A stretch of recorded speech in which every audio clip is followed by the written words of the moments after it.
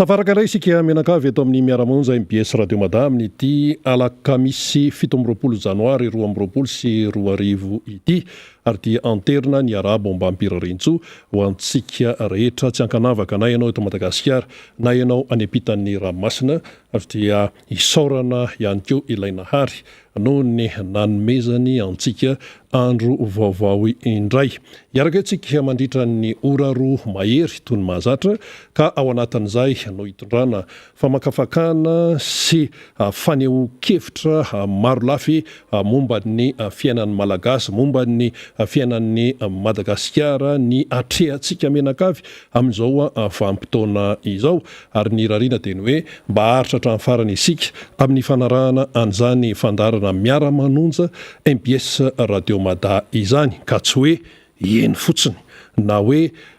naraka fotsiny amin'izao mandeha ho azy fa mba andray izay zavatra everina fa tena hoe ilaitsika mianakavy imbajinana ny ampitso rafakapitso sy katsahana ny tsaratsara kokoa ho amin'ny hoavy izany satria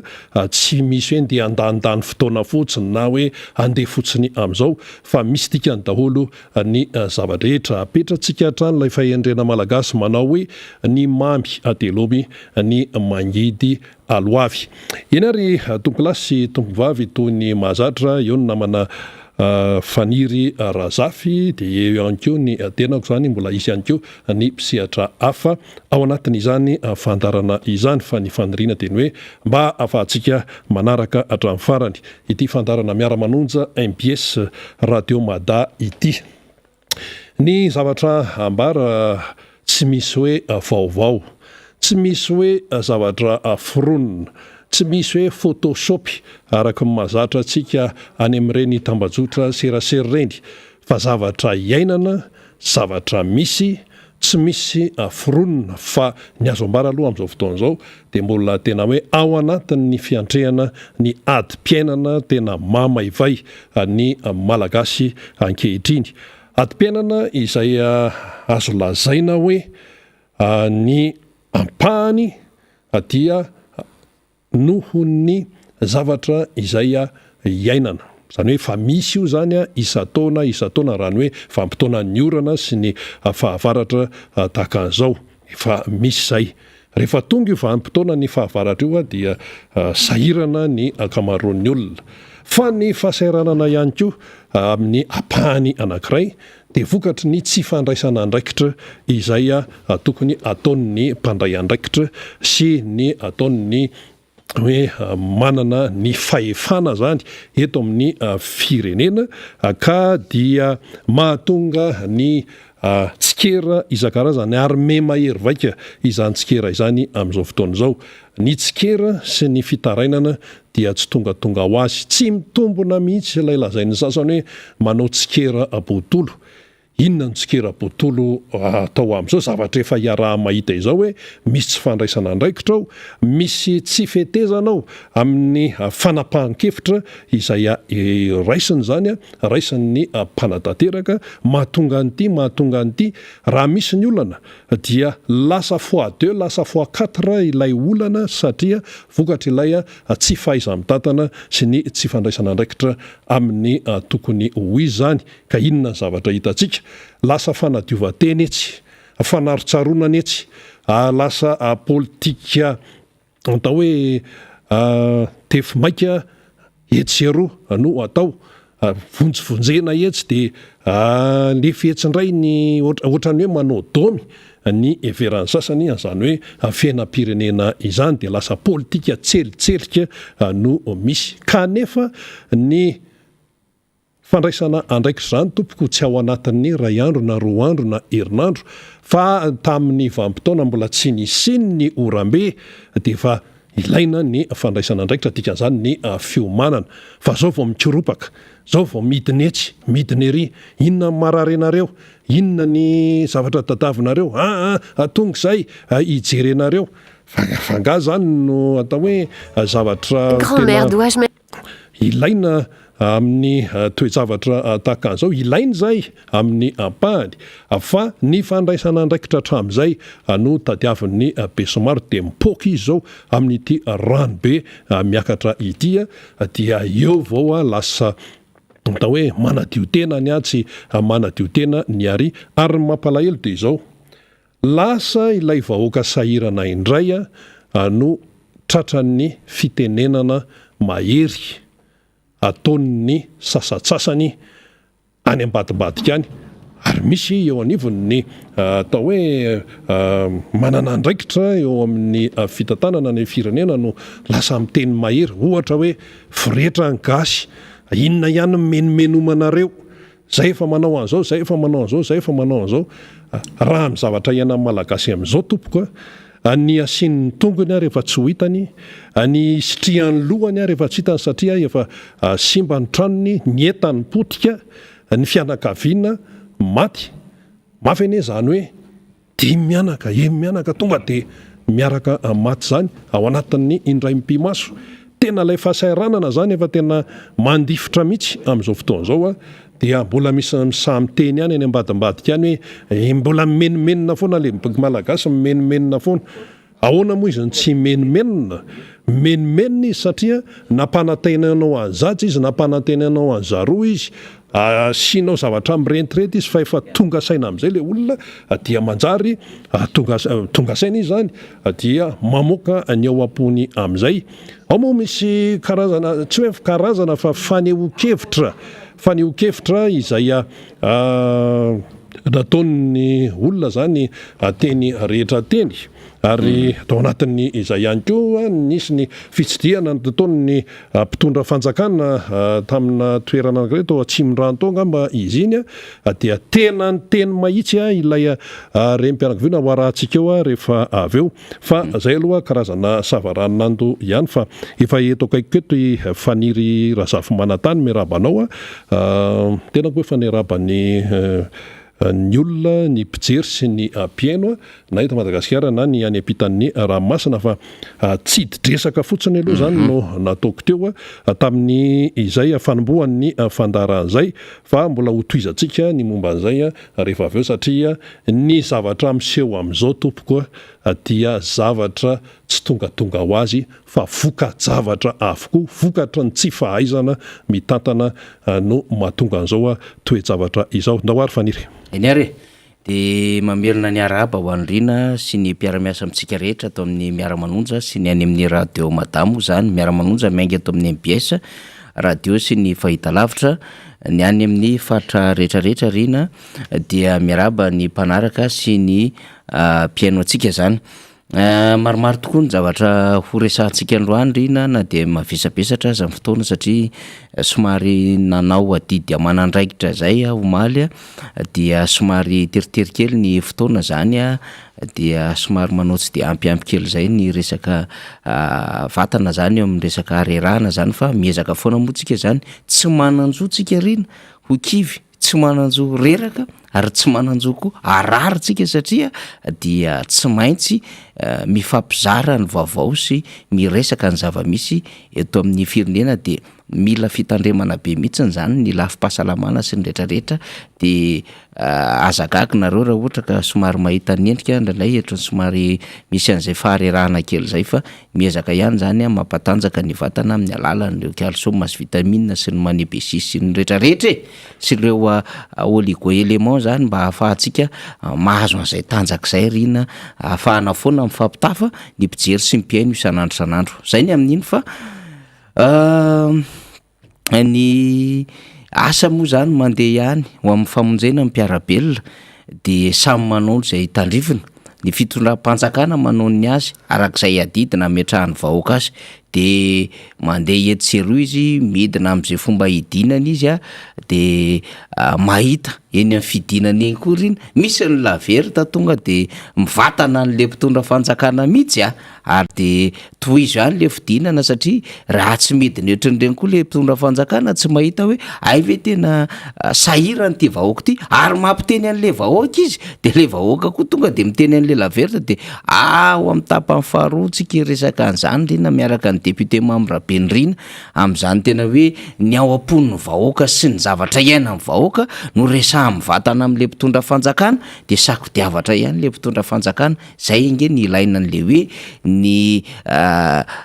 hetsika zay nataon'ny mpanohatra sy nataon'ny mpanjifa sy ny rehetrarehetra reny de niezaka ampiteny an'ireny olona rehetrarehetra zay ninina reny nidina amin'ny vavany sy tsy nahetsika ny tongony ka rehefa mitrangana zavatra tahaka izao de afaka maneho ny heviny izy rina satria manantona azy le mpitondra fanjakana de rehefa manantona azy de menamenatra sady sahirana satria vaky ambato lampy amin'izay hoe ty vahoaka ty kay tena ao anatin'ny fahasaranana tsy tanono mihitsiny dia tatoady aloha zany somary tonitony kely lay miteniteny foana am'lay fitsidiana ohatran'ireny rina fa lay hita zany de la vérité am-bahoaka le tena marina iny anivon'ny vahoaka nitany zareo fa na izany naty zany koa moa zany ny antokotiko Madagasikara amin'ny anaran'ny bureau politika ihany koa de midina eny fotony ny antokotimo mandray sy ny mpanohatra de fa nahafantatra sy nahatsapa hoe mijaly mahantra sahirana ny vahoaka malagasy de manao ny tandrifiny izy ireo raha toka teny akazo manga teny no nisy ny bureau politika ny antokotiko Madagasikara tamin'ny talata rina de omaly alarobia indray zany de teny amin'ny Morarano teny no isy azy zany boribory tany fahadimy misy an'izany eny amin'ny misy an'ny député Fetra Ralamozafimbololona no misy an'izany Morarano zany hoe aty amin'ny tapany andrefana raha ho an'ny boribory tany fahadimy satria mizara telo moa zany boribory tany fahadimy io de ny tapany andrefana zany misy hoe Morarano, misy Ivandry, misy Alarobia, misy Soavy Masoandro, misy Ambody Voanjo de izy mbola tsy voateniko anatin'izay Androibe. Zay zany ny any amin'iny faritra boribory tany fahadimy iny raha ilany andrefana raha ilany atsinanana indray somary efa faritra avo izy de aty ampanotokana Ambatomaro, Andraisoro, Ambatokaranana, Tsaraonenana, Ambomirary voatonoko angambozay maromaro reny ny any zany iny de raha ty avovoany indray izy de fantatsika somary efa mahazo iva Anjanahary misy karazany efatra de zao de zay na de zay sa de za de misy an'le Manjaka ray de B de D de C de misy an'lay Ambatomainty, Amboditsiry, Ambatobe, Analamahitsy Cité sy Analamahitsy tanàna ka ny boribory tany fahadimy tena tratra ao anatin'izay hoe trabona zay saika rehefa misy lay orambe mifafimafy be ohatran'izao rina dia eo amin'ny Morarano de voaingana misy an'le trabona teo Morarano tena mampahonena mihitsy mijery an'le tante rina sy lay toerana misy an'zareo tsy ara-pahasalamana satria mbola ao anaty fotaka ihany zany de niezaka zany ny teo anivon'ny bureau politika ny antokotiko Madagasikara hanantona ny vahoaka ary tsara be le fihetsika satria ny bureau politika de mandeha mihitsy mijoboka anaty rano any de mitondra isa-tokantrano amin'izay voatsirambony tanana reny koa moa zany dia mitondra ny fakahirezana avy any filoha Marc Ravalomanana zay mandefa ny iraka ho an'ny tompon'andraikitra eo anivon'ny antokotiko Madagasikara arahan'ireo mpiara-miasa marobe ka arahantsika aloha zany ny fitsidiana sy ny tatsoroka arak'izay fanampiana voatsirambony tanana nentin'ny antokotiko Madagasikara omaly teny amin'ny fokotany Morarano. 20 Janoary 2024, 20 Janoary 2024, feno 13 taona katrik'androany ny alatsinainy mainty ny any Londinoary ivony fanonganam-panjakana no taren'Andriamatoa Andry Rajoelina izay filoha amperinasa ankehitriny. Orinasa maro onjapeo sy fahita lafim-panjakana, tranombarotra, fananan'olona maro no maisy voaroba. Natao lasibatra tamin'izany ny fananana sy ny orinasa ny filoha Marc Ravalomanana. Norobaina sy nodorana ny televiziona MBS tetỳ Anosipatrana. Ny Diko sy ny Magoro manerana ny Madagasikara izay namelona olona nary maro teto amin'ny firenena. 12 taona tsy aoriana izao ny ainan'ny Malagasy. Voamaina mivarina kajy ary nampitondra faisana ny fiainam-bahoaka ny fanovana no indraindraina tamin'izany. Nitondra fandrosoana sy fivoarana avy eo famitehana ny ninana tao io. Ny sosialim-bahoaka mitrosina amin'ny tany, ny arikarena faobe tsy mitsamy totongana. Na izany aza no natao tamin'ny filoha Marc Ravalomanana, na mafy tamin'ny potsika sy ravafananana tamin'ireny, dia tsy nasakana ny fitiavany vahoaka malagasy zany. Misy ny fahasahiranana ankehitriny dia nanolotra fanampiana amin'ny fo an'ireo izay sahirana izy. tsy mitazapotsiny fa miray fosy saina tanteraka amin'ireo malagasy anjadi-pasahiranana indrindra nandritra ireny andro ratsy ireny. Hatramin'ny omaly nedina ifotony mihitsy ary ny fampitafamivantana ny aino sy nijery ny zavatra iainany vahoaka ny fotony ireo delegasiona avy amin'ny antokotiko Madagasikara izay tariny. Mbola nitoy izany tamin'ity androany ity ka teny mora rano alaroby boribory tany fahadimy no nanatanteran'izy ireo ny etsika sosialy. Mibaribary ny fahasahiranana menjady amin'ny vahoaka malagasy ankehitriny. Izao fotoan'izao tokoa mantsy no tena ilana ny fandraisana andraikitra ataony manampahefana isan-tsokajiny. Tsy izay anefa ny zava-misy teto amin'ity fokontany ity. Tsy mba nisy nijery na nandalo tetỳ akory ireo heverina ho tompona andraikitra voalohany. Mialangalana ary andrasondrasy foana no atao azy ireo. Efa mbiandohalika anefa ny ranombary. Ny teo anivo ny antoko tiky Madagasikara ianatra eto no tetỳ amin'izy ireo. Manoloana an'le rano miakatra dia tonga izay mba mitondra izay fanampiana ho anareo aloha amin'izao. Toy ihany zavatra efa nataonay foana dia mba tony izay izay tsirambony tanana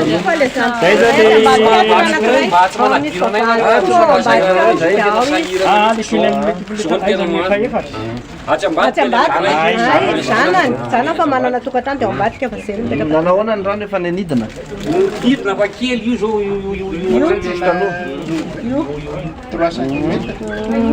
efa mba tsy avy aloha ny orana Nora mba tsy avy. Fa le rano ane le tsisy fivoahany ity dia le avany fa tsisy fivoahany ahoana fa dia ahoana misy tsy dia mivoaka firy zany le izy fa ohatran'ny Satria feno daholo le ka satria totokana dia niraraka ny avany ambony avany dia ela be le izy miango anaty zay vao mandeha kely mandeha mora kely nefa izy fa tsy tototra le tany mbola tsisy mijery zay mbola tsisy mijery zao voajery anay fa tena tsy mbola misy na kely ara taty aminay taty fa dia zao fa efa herinandro mahery zany zay zao ny aina ohatry zao fa mbola tsisy olona nijery zay zay moa zany tena mipoko tany hoe hoe tany misy tanty dia tsisy tanty nefa dia tsy afaka miakatra zay satria sakafo manta nefa zao reny noentina manahoana ny fandrahoana azy any ambony fa dia misaotra betaka anareo tena manta fa dia mba misy mijery zay fa tena tsisy mijery mihitsy zay hatramin'izay zao izy ity zany manolo le problème atsika dia nanafatra président Ravalomanina mba mizahatra kely mba miakonomeo anjareo any izy zareo anaty rano any avy amin'ny président Ravalomanina zay vao voatsirambony tanana zany dia mba natiry naniraka anay bureau politique anaty tragédie aminareo aty izy atokantrano ka dia mahireza daholo amin'izao problème azo atsika zao ny zavatra mba tiana ho ampitaina zany tompoko dia lokaloka zany ny président firenena hijery majinika hijery ny sahirana hijery mahantra no ninona no fitiavana n'le teo tonga eo amin'ilay toerana nefa indrisy tonga ao anatin'ny tena sarotra amin'ny malagasy izay izao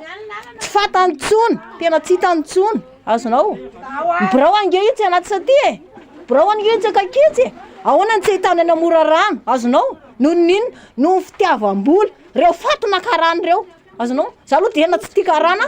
fa nitofany karana an'iny atsimo iny zao na tonga nay trabona ohatry zao tamin'ny andro 85 nisy rano be taty miakatra sy taminy dia 94 zay ralga azonareo tamin'izany 94 zany mbola président Ravalomanana no nitondra tamin'izany Zafy Alberta tamin'izany no nitondra azonao mbola tamin'izany mbola iva iny lalana iny mbola tsy vita anina fa iny zao nefany voatototra dia ranomaimbo avany amin'ny fiasana orinasa rehetrarehetra io no zao nenanay zao hitanareo zao nefa zanako tia roa volana mahery kely tia roa volana azonao tiarana findraty fa hoe mba avoavo fa iary andafy atsimo rehetra mbola ho hitanareo koa fa ny tanjalako dia potika ao zay dia zay aty zany tsisy mendraikitra mihitsy fa mitarainy zay dia rapitsy foana mangataka zay hoe tsy mila fanampiana zay fa tantony ilainay satria zay efa ray volana ty anaty rano rapitsy hatramin'izao mbola tsy tonga le tante zay zany tena mamaika anay hoe le tante aloha dia le fanampiana satria ny tongotray masaka zay amin'ny alina mitaitaina ao anaty rano zay matory ny bevoka ny ankizy ninonino ny ao zao raha mandrenay avaompivoana eo marary zareo nentina riatsinanana ry fotsiny ariran'le président pourtant foana zahay aty secteur afjaleny zahay satria misy adidy zay mantsy mivonjana avy aty mivonjana zay manao adidy dia tsy tiany ary zay kambana an'le anazy eny satria misy fahoriana ty aminay tsisy mamangy aty aminay zay manao vonjana fokon'olona tsy raha eny zay mitarainy zay zao ny aty aminay no jerevantsara le ranao mantsy zay sahirany zay presien zay amin'ny adidy manao taratasy kely efa tsy abony alefatsy ny adidy ty vola be ny président anay zay tsy raha eny. Ireo entana filana fototra amin'ny andavanandro no nomena ireto mponina ireto teo ny vary, savony, menaka, siramamy. Tsy hijanonatra eo fa atao laram-pahamehana mihitsy ny fanampina ny mpiarabelona araka ny toromarika avy amin'ny filomarika Ravalomanana. Mitohy hatrany moa zany ny fidinanay fotony ny ataony atokotiko Madagasikara amin'ny fijerevana akaiky an'ireto vahoaka traboina vokatry ny fiakaran'ny rano eto Antananarivo renivohitra. Dia androany zany dia tia miboribory-tany fahadimy amin'ny fokotany Morarano dia mbola tonga foana zany zay mitsidika ny olona manantona mihitsy any amin'ny fototra zay toerany ionenany satria ireo olona ireo rehefa afaraky ny fanontaniana zay natao dia ny safidy mihitsy ny tsy hetsika amin'ny ao an-tranony satria panay azy ny amin'ny resaka sécurité ny entany ary dia miaritra zareo zany any amin'ny toerana moko moa zany raha ny fitarainana dia hoe makany amin'ireny site reny zareo dia ny fahasalamana ny ara-tsakafo tsy tomombana dia tonga eto zany zahay mitsidika ary tena mahita mifototra mihitsy fa tena sahirana ny olona dia manatitra ny vondrorano vaky manatitra sakafo amin'ireny olona reny mba afahanjareo mba sady miandry ny tranony no mikarakara ihany koa ny sakafo zay hoentiny zao rehetrarehetra zao moa dia iraka avy any amin'ny Andriamatoa Filomarika Ravalomanana tanterahana ibro politika sy reto namana sy ara-tapaka reto manatanteraka an'izay adidy mijery amin'ny fotony ny tena marary ny vahoaka ao anatin'izao dibo-drano zao. Mponina maro no traboina ary miaina anaty fasahirana natanteraka eto amin'ity fokotany ity. Ankoatra ny fijerena sy fanomezana fanampiana azy ireo dia nanentana ny rehetra ihany koa ny teo anivony antokotiko Madagasikara mba omailo hatrany manoloana ny toe-javatra tahaka izao indrindra ny amin'ny mety mbola ho fiakaran'ny rano amin'ny fotoana tsy voafaritra. Maro amin'ireo mponina ety mantsy no tsy afaka nifindra eny amin'ireo toerana voatokana andraisana an-tanan'ireo traboina noho ny tsy fandriam-pahalemana sy ny sisa. Zava-dehibe ary ilana ny fandraisana andraikitry ny rehetra no ahafahana misoroka ny loza ka hiala amin'ny toerana avy hatrany raha mbola misy izany fiakaran'ny rano izany araka ny fanantanana nataon'izy ireo hatrany. Ino no fanadidina mahakasika indrindra ny fitsidiana sy ny fanomezana ny voatsirambon'ny tanana ho an'ireo traboina zany noho izay hoe rivodoza teto Madagasikara izay dia notanterahany teo anivon'ny antokotiko Madagasikara araka ny toromarika zany sy ny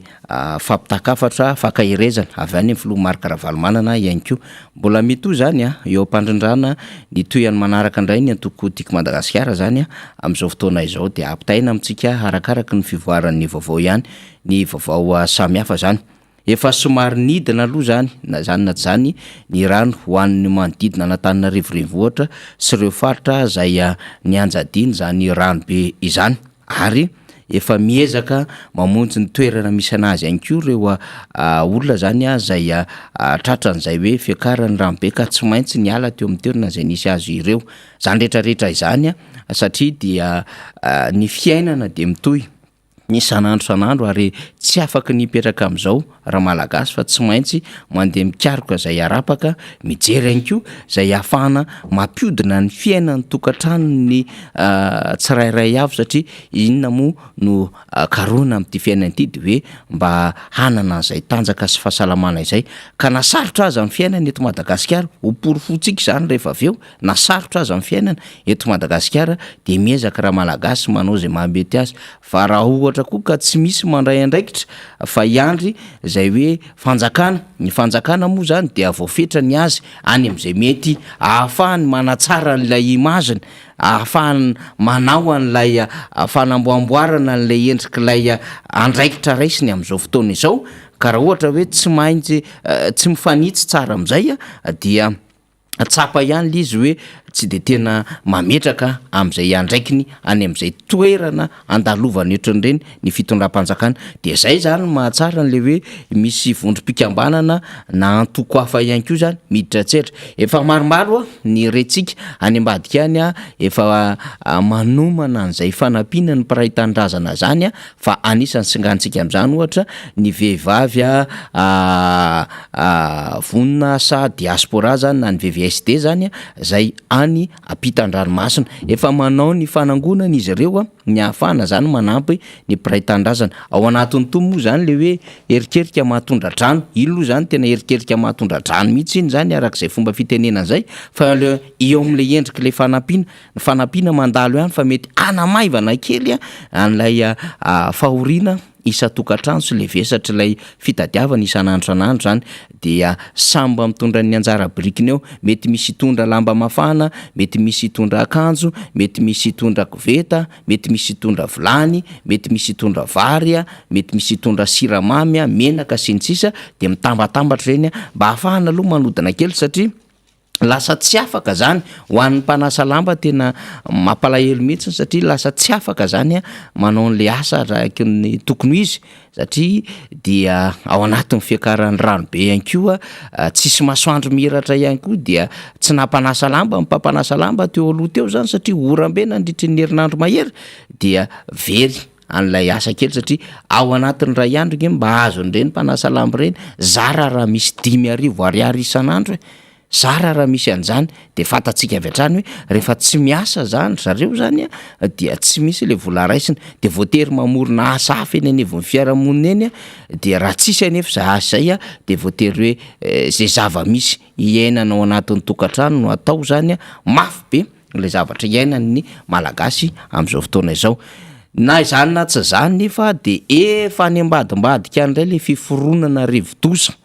nefa mandendeha any izy a marina izy fa mbola lavidavitra ny nosy Rodrigue sy Maurice misy azy lay Batsuray zany zay indray ny anarany am'izao fotoana izao fa efa anoany izy any amin'ny ranomasimbe indianina any izy a de no hitantsika hoe ahoana mety ho fivoatrana fa raha ny hita amin'ny sary aloha zany zay navoaka ny zanam-bolana eo anivon'ny mpamantatra ny toetrandro a dia somary hidina kokoa izy zany hoe mety tsy ho any atsinanana indray fa somary hidina aty atsimo atsinanana na aty atsimo andrefana aty indray zany a mety fitsofoka le Batsuray zany a fa ho hitantsika eo moa zany zay fivoatran'izany omaly ny efa nanomboka taratra zay satria araky ny nambaran'ny Sapandrara mpamantatra ny toetrandro de hoe ny alarobia no hita ny fivoarana zany de ho hitantsika eo a mbola misy zoma mbola misy sabotsy mbola misy alahady zany a manahoana ny fiazakazaka ilay rivo-doza zany mila homaniny rehetra zany am'izao fotoana zao na de hoe efa midina ara ny rano a de mila miomana mitandrina zany tsika ao anatin'izany rehetrarehetra zany mba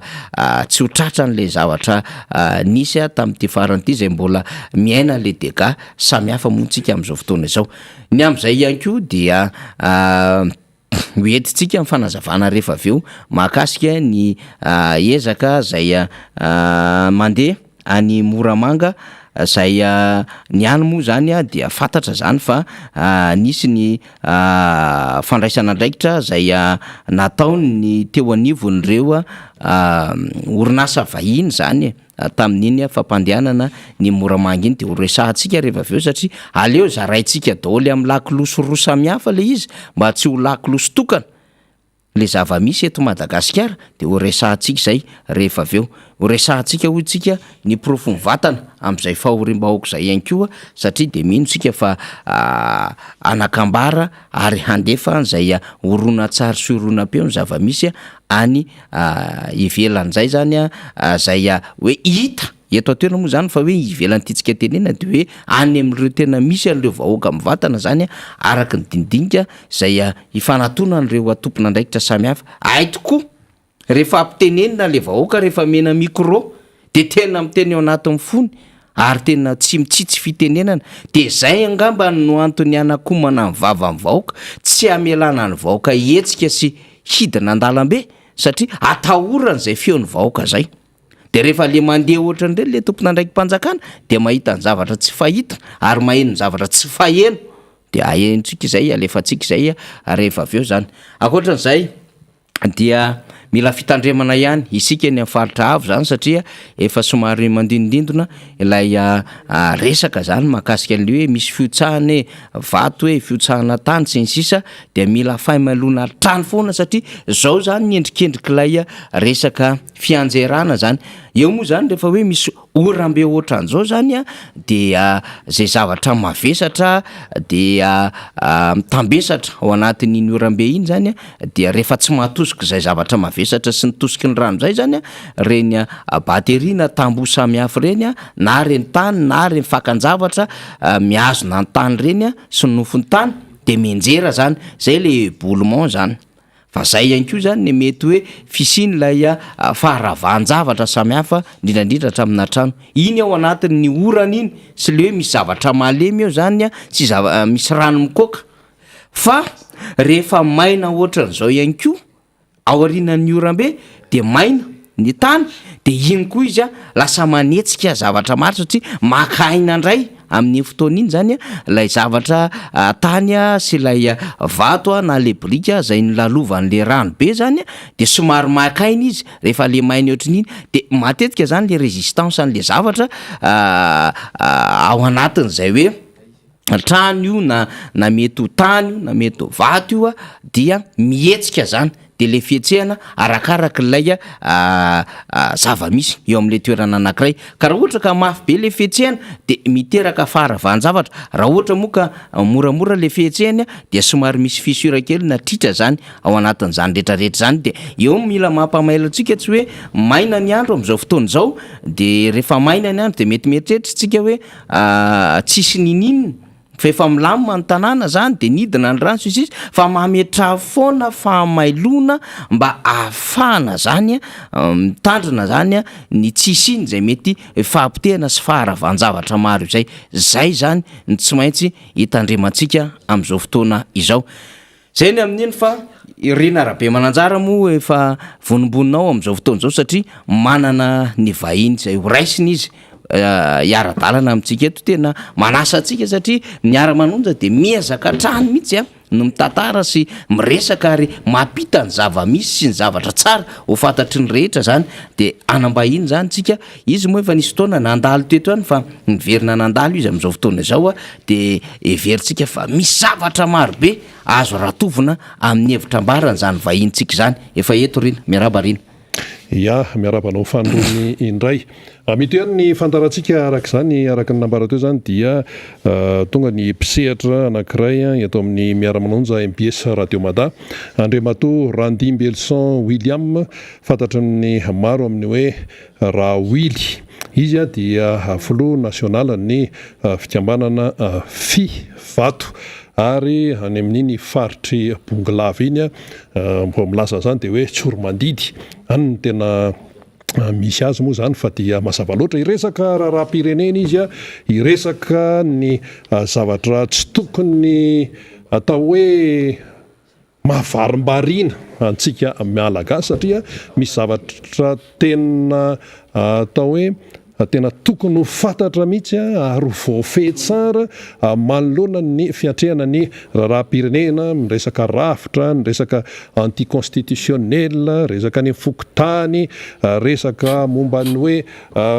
fahefana tsy araky ny tokony ho izy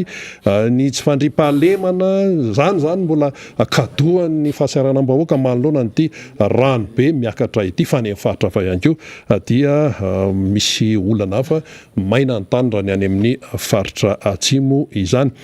io le fiainantsika isan'andro san'andro miatrika olana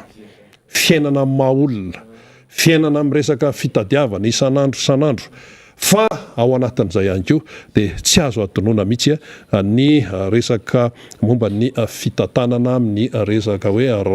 rafitra isan-karazany zay maro moa no miteny zany hoe mahatokoany mahatonga an'izao fahasairana an'izao dia satria isika miaina ao anatin'le antsoina hoe anticonstitutionnel ka rehefa anticonstitutionnel moa inona zavatra andeha eo fa dia zavatra tseritserika daholo zany hoe miasa sy miaina ao anatin'ny tsy fanarahana ny lalàna fototra isika fanokafany ny Andriamato Randy Belson William na raha oily zany fa ny miarabanao indray satria efa nisy fotoana ianao niakatra teto amin'ny miara-manonja. Miarabanao tompoko. Miarabanao Rina dia miaraba ihany koa ny mpieno ny Sipijery ny MBS amin'izao maraina zao. Angamba mbola tsy tara satria zao moa vao niaona tamin'ity taona 2024 dia miaraba ihany koa ny rehetra tratran'ny taona na tratran'ny taona 2024 ary dia miraritra mirary sika mba hitondra fanambinana sy fambiazanao antsika mianakavy ty taona vaovao ty. Miaraba indrindra koa ny ireo faritra rehetra izay mpanaraka ny fandarana vaky-bay any amin'ny faritra Bongolava eny moa satria maharaka an'io daholo ny ilan'ny vakina karatra Itasy ny sasany amin'ny Analamanga izay tahakary ny MBS zany any Tsiromandidy satria isaky ny sabotsy ariva misy an'ilay fandarana atao hoe vaky-bay. Dia eto moa zany dia atsika maky-bay koa aty anivon'ny firenena vaky-bay nasionaly dia miaraba ny rehetra koa ary mirary mba hitondra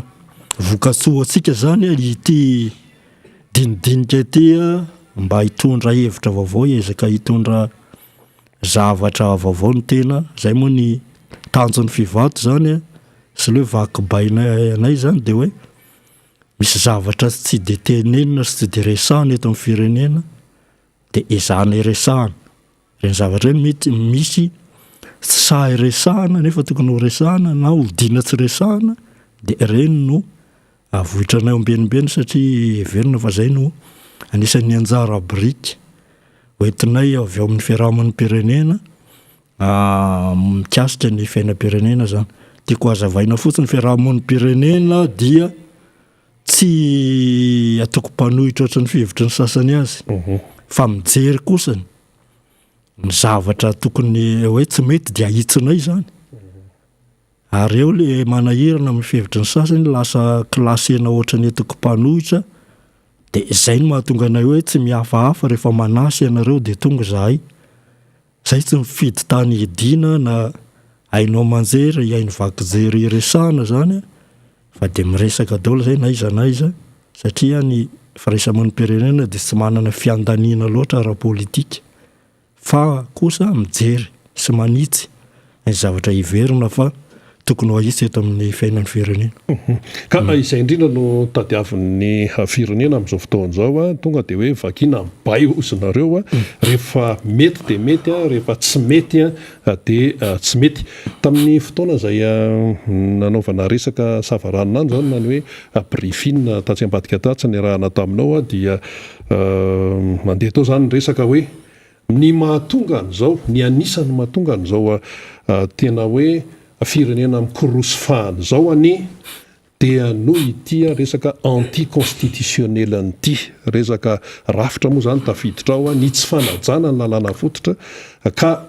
rehefa mitranga izao toejavatra zao dia tsy afaka hoe moditsita izay eo mantsy ianao le miteny hoe misy zatra tsy resahany sasany mihitsy fa zao ny olona difitra ao anaty rano dia any aloha ny eritreretiny kanefa le fomba hoe fitantanana mihitsy ao anatin'ilay fanitsakitsahana lalàna no anisan'ny mahatonga an'izay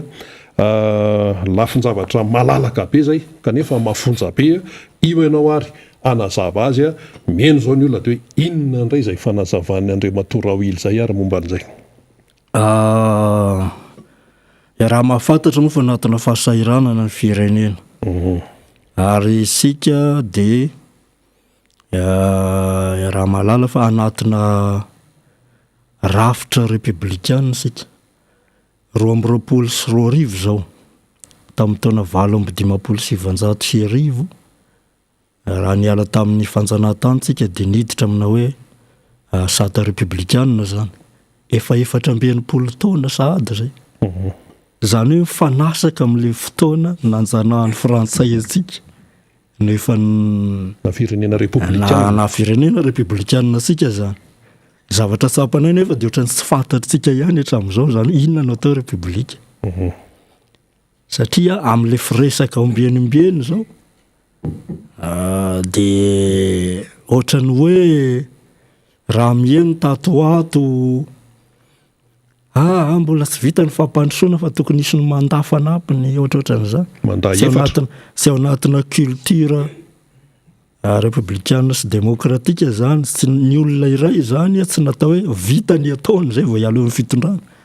lasa fahefana mpanjaka andriamanjaka zany ka lasa zay zany le hoe misy zavatra sy resahana eto dia resahanay fa misy mitarika any amin'ny hevi-diso zany ny sasany hoe ny fahefana natao hifantombiasana ohatra ny any États-Unis zao 4 taona ny azy fa tsisy miteny an'izany hoe mbola tsy vita ny fampandrosoana dia aloha indray hijanona ary zay ihany no efa nampidi-doza teto zany raha manamarika isika tamin'ny Andriamatoa Didier Ratsiraka tao amin'ny fitondrana no le mandat sisy fahataperany ino mahatonga n'ilay fipoahana fa raha tena atao efa fantatry io hoe zao dia 2 mandat dia misy dia misy ny alternance zany démocratique dia andron'ny olona fa nahatonga an'ireny fipoahana ireny manao kipaipaika ohatra zao efa niova tany amin'ny androny Zafy Albert aloha 2 mandat dia niverina indray Andriamatoa Ratsiraka dia lasa 3 afaka manao 3 mandat zay ny constitution tamin'izay dia toraka zany koa tamin'ny président Ravalomanana 3 mandat dia rehefa misy zavatra tsy lasa tsy mahandry an'izay le olona dia no mahatonga tena hoe 4 mandat mihitsy tia indray tetezamita kadohany ka tsy mety zany zavatra zany lasa tsy taritina amina hevi-diso le olona zany fa manimba zavatra le kolotsaina démocratique sy républicaine lasa tsy mipetraka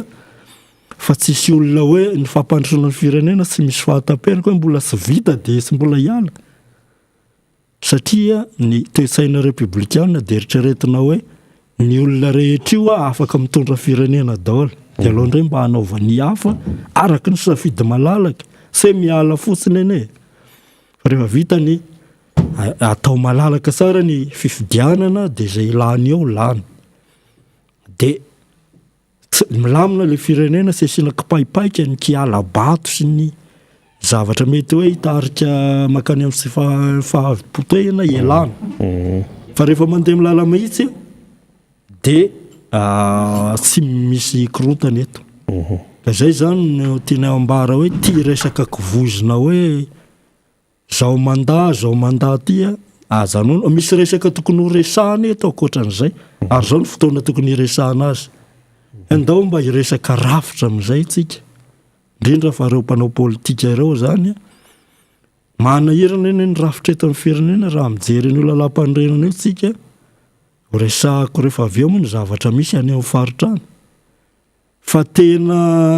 rehefa amin'izao fotoana izao mbola tsy hiresaka an'io dia hiandry rahoviana ary dia hiandry aniza dia hiandry inona sika ty satria tena tsy mandeha amin'ny laoniny le rafitra fitantanana ny firenena zany hitantanasika ny raha-pirenena eto ka voateny foana moa hoe vohitsakitsaka ny lalam-panorenana manao zavatra anticonstitutionnel amin'ny zao fotoana izao mifangaro voraka misy mifangalatra ndraikitra ny resaka chef de région resaka gouverneur resaka préfet reny ny any amin'ny rafitra rehetrarehetra any dia le vahoaka nefa to miaina araka ny tena hoe tsy mahafantatra an'le aty vilany amin'izay raharaha zay ny fahasairanana me mitomby ihany eo ary ianao anazava azy ny rafitra tena manahirana eto za tsy resaka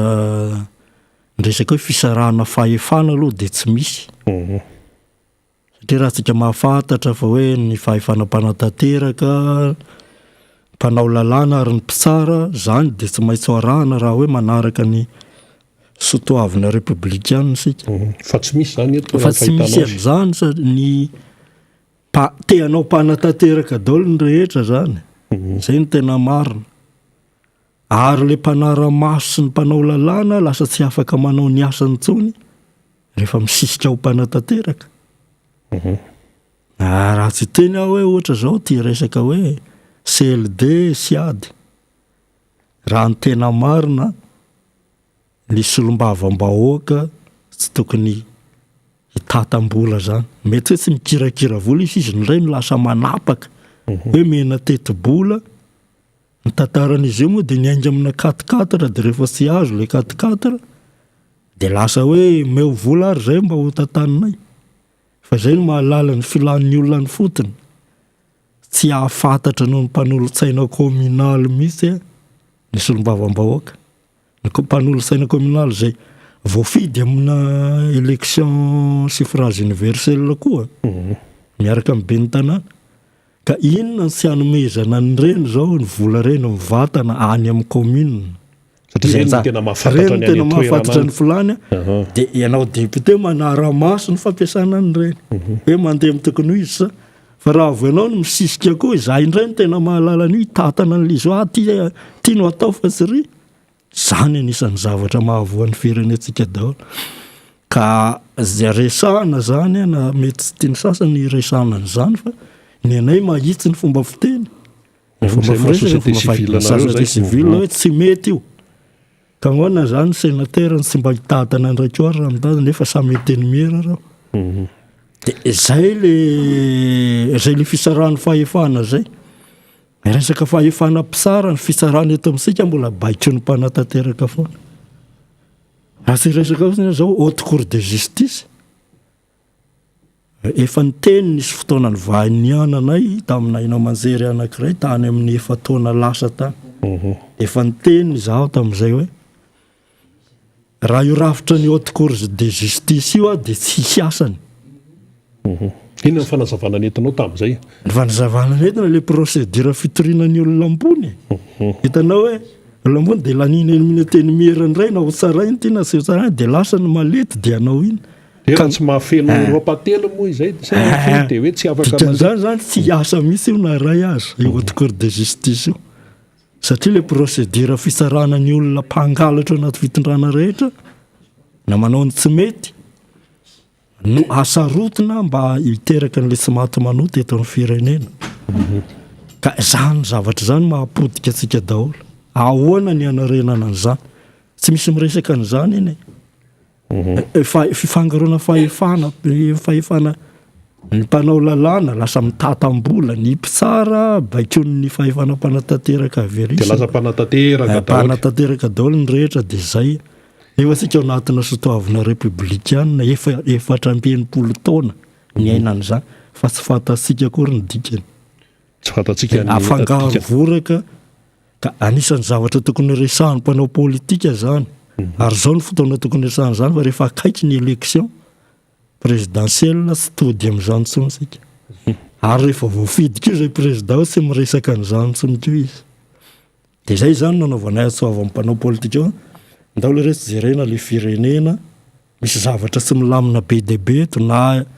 rafitra amin'ny ankapobeny eto mifangaro voraka ny hatrany ambony ka hatrary amin'ny fototra ry hoe ahoana ny ametrahana fanjakana raha fitondrana tsara fototra afaka hiaro ny harem-pirenentsika satria fanjakana tsy afaka miaro harem-pirenena dia mba miresaka sika ilingilingiady il zay parse nefa ny arena eto aza tsy voarotsika dia ny arena any ampitany anatiny ametrahana fitondrana mahafiorina tsara fototra zay vao miady zavatra satria raha zavatra malemilemy ohatran'io mezany vahiny fotsiny mezany vahiny fotsiny io ka izay no tokony andina hevitra hoe ty rafitra ty le retsy azy ireo fa ohatrany tsy fantatsika ve ny fiatraikan'izy io fa nitsika ny olona foana no mahamaika asika hoe atonga indray ny élection présidentielle dia iza indray no ao ohatrany tsy niainy dehibe n'le firenena sy voajery ya ka izay indrindra mantsy no tsy tongatonga ho azy ny fitenenana le hoe mila tena miverina andatabatra boribory mihitsy aloha na inona moa zany mihitsy ny aty amin'ny paitoekarena sosialy mitondra fivavahana sy ny sisa mba hijerenany zany olana le rehetra zany mba hoe tonga de ndray mifoka le izy a fa tsy araka ny tenenao to hoe any amin'ny fifidianana filoham-pirenena foana no mamaika ao anatin'ilay raharaha izany ka amin'ny resaka an'izay ihany ianao ato mivoiny hoe mila jereny io arak'izany tenenao zany resaka rafitra sy ny sisa zao ry zareo mpitondra fanjakana miteny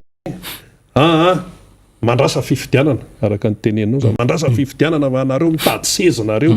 vao mandeha zany zao nyresaka hoe andao anao fiona mbe-pirenena na andao hidinika andatabatra boribory sika malagasy de milaza ny atsy hoe anareo mitady anonganareo tsy maharitra fifidianana ny atao hoe firenena republikana manaraka ny demokrasia de mahandro fifidianana kanefa leo amin'le hiatrehana an'le fifidianana le rafitra araka ny tenenao tsy mandeha amin'izay ozany efa misy constitution zao eto nefa tsy arahana ina zao ataony hoe chef de région tsy fidiana fa gouverneur sy sisa resaka préfet sy ny sisa aona fahitanao an'izay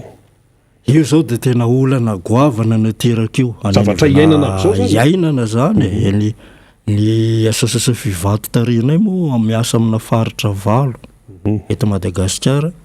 mitovitovy ny zavatra mitranga any satria raha sika mahafantatra fa ny gouverneur aloha de tsy anatina lalam-panorenana izay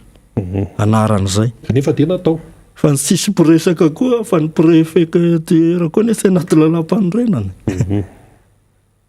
fa io zavatra nataony tamin'ny androny solona ndrasana Olivier tamin'izy ministre ny intérieur na de efa voalaza azy ao amin'ny 154 amin'ny constitution lalam-panorenana fa ny chef de région chef de l'administration misoratra mazava tsara ao zany de lasa volavolan-dalàna indray no nanovanana zay teny amin'ny antenimieram-pirenena hoe les représentants de l'état indray no lasa chef de l'administration zay olona tokony hanao ny contrôle de légalité no asany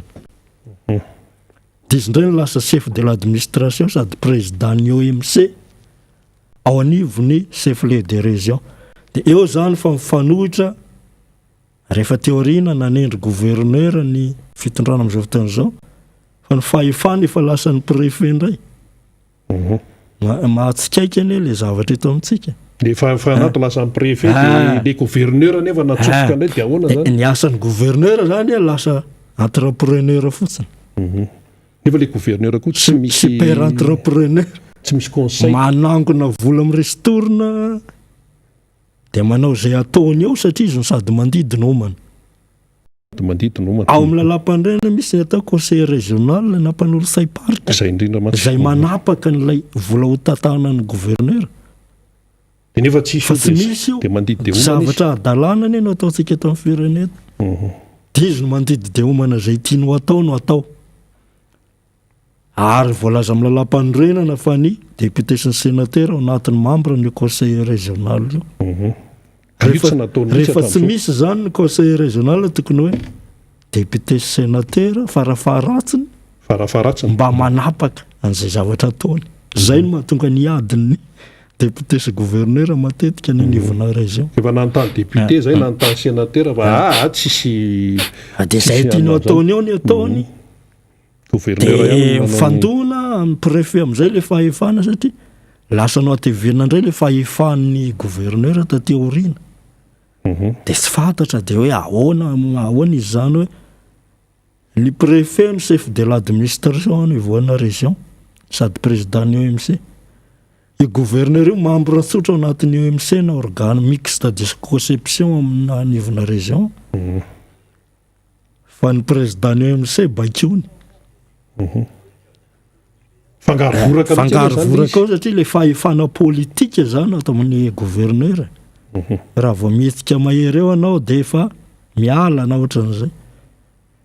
fa le fahefana ara-panjakana mihitsy tsy ampy le azy de zany rafitra zany miteraka olana eto amin'ny ivon'ny firenena. Ka le izy ve tena le zany tena hoe fanahinina mihitsy no anaovana an'le izy ohatran'izay satria le zavatra mifangaro voraka be ohatran'izay dia mazava loatra miatraika any amin'le vahoaka.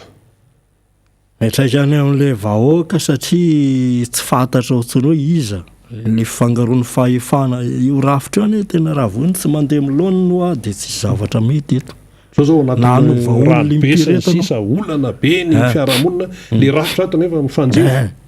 Le vola ato amin'ny kia gouverneur no misy azy ny préfet tsy misy ato ny fahefana aty amin'ny préfet aty. Zany zavatra ny manahirana daholo dia eo no fanilatilaka andraikitra eo fanilikilika andraikitra dia ohatra ny toerana zay anisan'ny miteraka olana amin'ny resaka tsy fandripahalemana. Raha iresaka ao zany zao faritra Bonglava io, faritra Bonglava melaka zay iasana ikeo dia resaka opération nandeha zao tato ato. Opération resaka alatromby. Alatromby dia rehefa opération rofina daholo ny ombin'olona na madio na any ambanivohitra any. Ary tsy tena zao tany amin'ny faritra Tsalovy ny omby eninjato mahery fa nangonin-dralahy fa omby tsy maloto zany. Eninjato?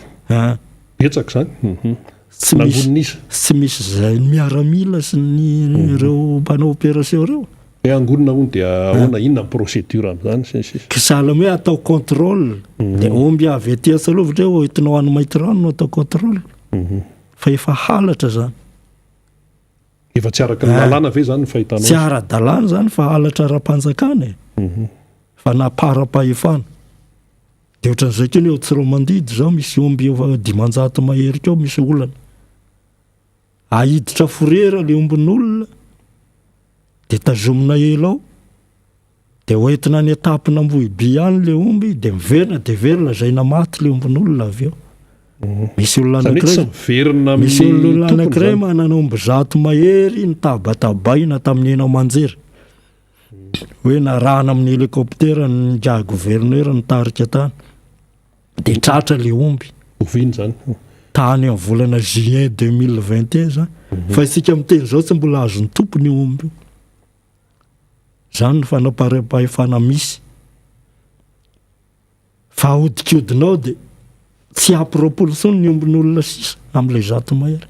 20 dia izy zany possible an'izany.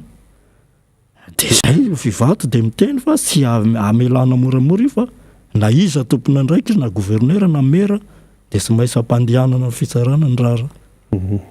Dia aiza ho aiza zany zao le raharaha amin'izao fotoana zao raha izay le nitantarainao zay fandrahondrahona eo. Satria le hoe rafitra efa mifanjefy be dia le olona tia manana omby mba hoe ezaka izy zany anao fitaraina sisy. Le rafitra ato nefa mifanjefy be. Tsy omendry zalahy misy omby 730 koa taorinan'izay. Mbola hafa indray zay? Hafa indray koa zay. Dia misy fianakavian'le olona zao mena procuration légalisée hakan'ireo omby ireo fa tsy mendry zalahy koa. Ny tompony efa tsy afaka mandeha fa olatotra any ambanivohitra any raha sy ny tompony keny. Zany hoe le fomba rehetra anodikodinana ny ombin'olona zany no ataon'ireo tompona andraiky mpanjakana eo anivon'ny faritra ireo. Ka zavatra ohatran'izany manahirana. Tena hoe inona ny zavatra tiasika ho atao eto amin'ny firenena fa ny fivato sy manaiky an'izany fa manampy ny olona hoe alefaso io raharaha io zay alehany eo. Ka santionany fotsiny le alatromby fa fiainan'ny tantsaha satria moa zany zao ny tantsaha inona ny rafitra akaiky ny tantsaha indrindra tsy mifoko tany. Dia mifoko tany dia miakatra kely dia amin'ny ben'ny tanàna dia misy miteny hoe nareo amin'ny société civile ao mihitsy no miteny an'le hoe any amin'ny foko tany mihitsy eny dia fa malemy le rafitra satria ny foko tany mantsy ao anatin'izany spika be ny rafitra zany malemy le izy. Ahoana ny mampalemy azy sa atao mihitsy izay hampalemy an'le rafitra fototra raha vao miteny izany dia resaka hoe fokon'olona. Zay mieritrereo atao zay hampalemin'ny rafitra fototra mba hampanjakana ny zadony eto amin'ny firenena. Inona ny entinao manazava an'izay? ka raha amiteny eny ty hoe sy fokotany tsy fidina sy any amin'ny article 152 amin'ny lalam-panorenatsika ny milaza ny fokon'olona nalamina fokotany no atoko ny fampandroana ivony commune zay mihitsy eo fa ny be ny tanàna eo anga manana solotena ny fokotany ny atao hoe commune nefa fokotany mitambatambatra no atao hoe commune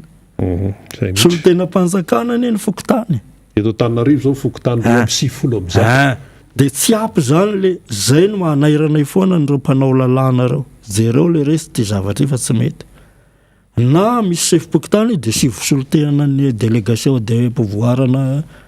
be ny tanàna ny ety moa mety misy hoe statut mahasata manokana ny Antananarivo renivohitra misy atao délégué au maire fa ny amin'ny hafany any tsisy an'izany tsisy délégué au maire zany any amin'ny fokotany any amin'ny eran'ny Madagasikara dia zay no manahirana lasa tsy ampy le fahefany be ny tanàna dia ato misy chef district manendry an'ilay chef-pokotany marafitra marefo zany dia lasa olana io no mahatonga olana ady tany zao ny fivato zao dia miezaka hoe amin'ilay mode opératoire ferafera iarahana amin'ny biancomo hoe fomba fiasa mampanao dia miezaka hoe inona ny fomba tsy isin'ilay ady tany be dia be ao anivona fitsarana satria le rafitra marefo any anivona fokotany miteraka sy toteny ihany ary matahotra dahalo daholo na chef-pokotany na be ny tanàna ary zay no zavatra olana be dia be nitranga tato ato hoe mandeha le ty resaka fidirana keriny amin'ny tanin'olona ty tonga ry zalahy manam-baso sy ny manan'omby sy ny manam-bola sy ihany tonga dia miditra dia resena any amin'ny tribunal resena amin'ny tribunal le olona be dia be nitranga ohatran'izany amin'izao fotoan'izao ary zay no tokony hoe anaovana aso avy amin'le mpanao lalàna zany hoe ty le délit de heriny ao anivona amin'ny resaka momba ny ady olana ara-tany ty tokony atao ady eloka fa tena misy tena olona miasa zao ny dia zalahy manesa dia ambenana mibasy ao dia raikitra ny ady madio any amin'ny fitsarana resiny le tompony tany ao be dia be nitranga ohatran'izany resaka rafitra fanjakany baroatran'izany no eto amintsika eto zany hoe zay manambasy gasy rehetra io no manao ny lalàna any amin'ny fotony any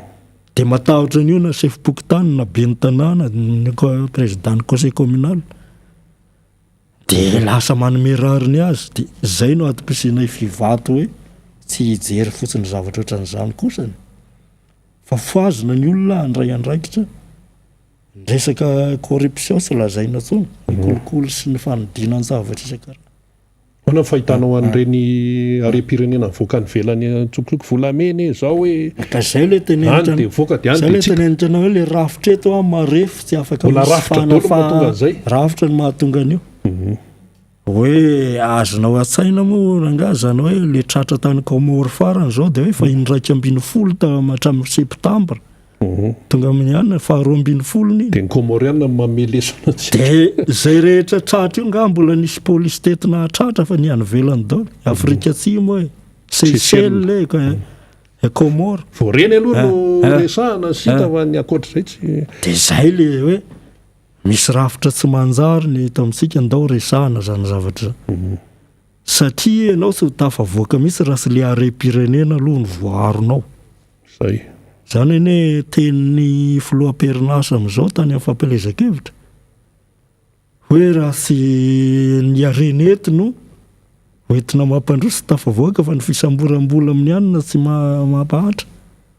ka izary zany zavatra zany amin'izao nefa zao mivoaka foana ta mivoaka sy hita hoe makaiza lizy inona ary le fomba hoe ahafahantsika miaro an'le arena ahafahana tena manaovana fampandrosoana ary marina ne raha tena voarotsika reo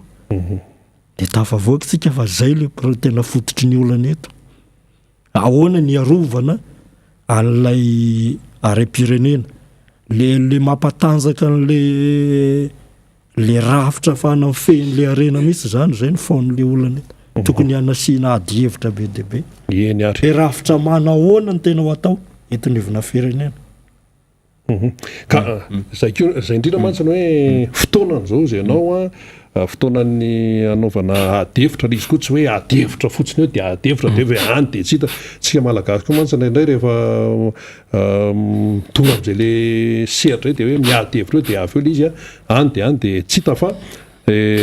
fotoanan'izao a ijerena ny pitsopitsony rehetrarehetra mihitsy a satria hoe raha zao zany no mitoy de mitoy ihany hoe any akady i Madagasikara efa tena mandady mihitsy moa zany zao a ny arikare-pirenena any amin'ny mihiba fito a dia ahoana zany ny atao hoe anetsiketsehana an'izay raha ny fahitanareo azy a nareo anivon'ny société civile amin'ny manoloana ny raha ty hoe fotoana zao izy ianao a efa maro no voy hoe tena andao anao fionam-be-pirenena izay lazana azy eo hoe hijerena ny toe-javatra tahaka an'izao zany a satria samy tsisy te hanany ratsy eto ahoana ny fandehana zay société civile raha miteny zay tsy raha mitady sezany anay seza rivotra de mety aminay eny fa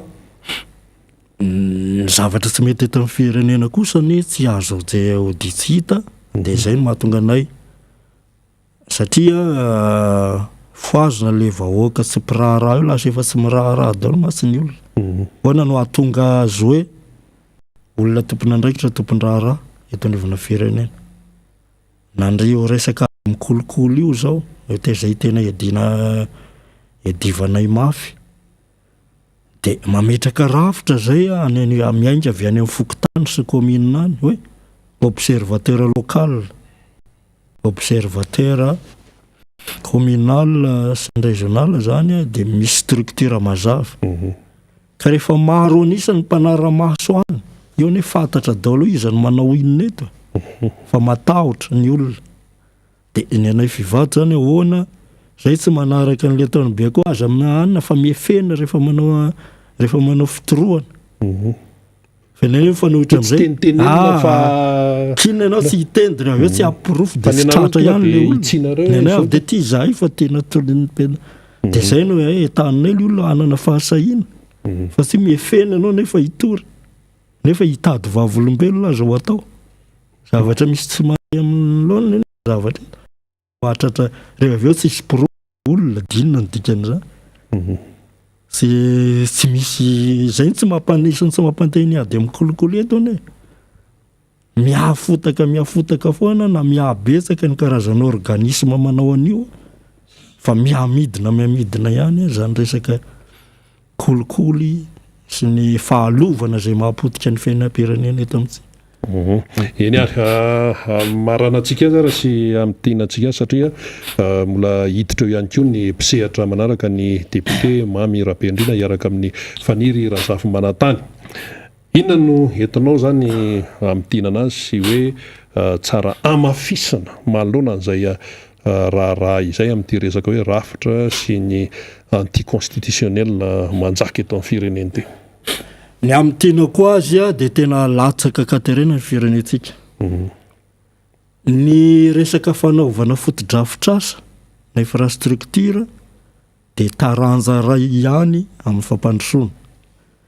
raha aka fanadinana anao a de taranja 5-7 faraha zay no ahafahana hoe misondrotra kilasy hitarafana ny hoe mandeha na tsy mandeha izy zany fa ny eto amintsika eto a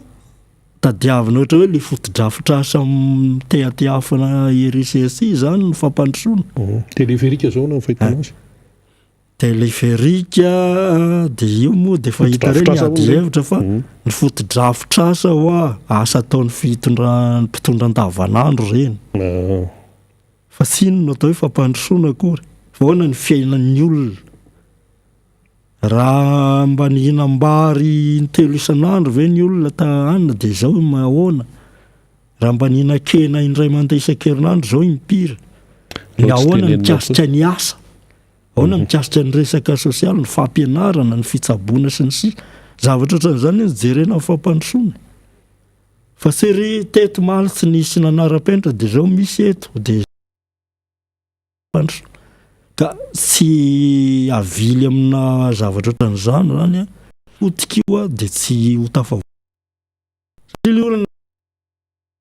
le raharahako inona moa no zavatra areninety ianao aza tsy manaiky hoe tsy mety io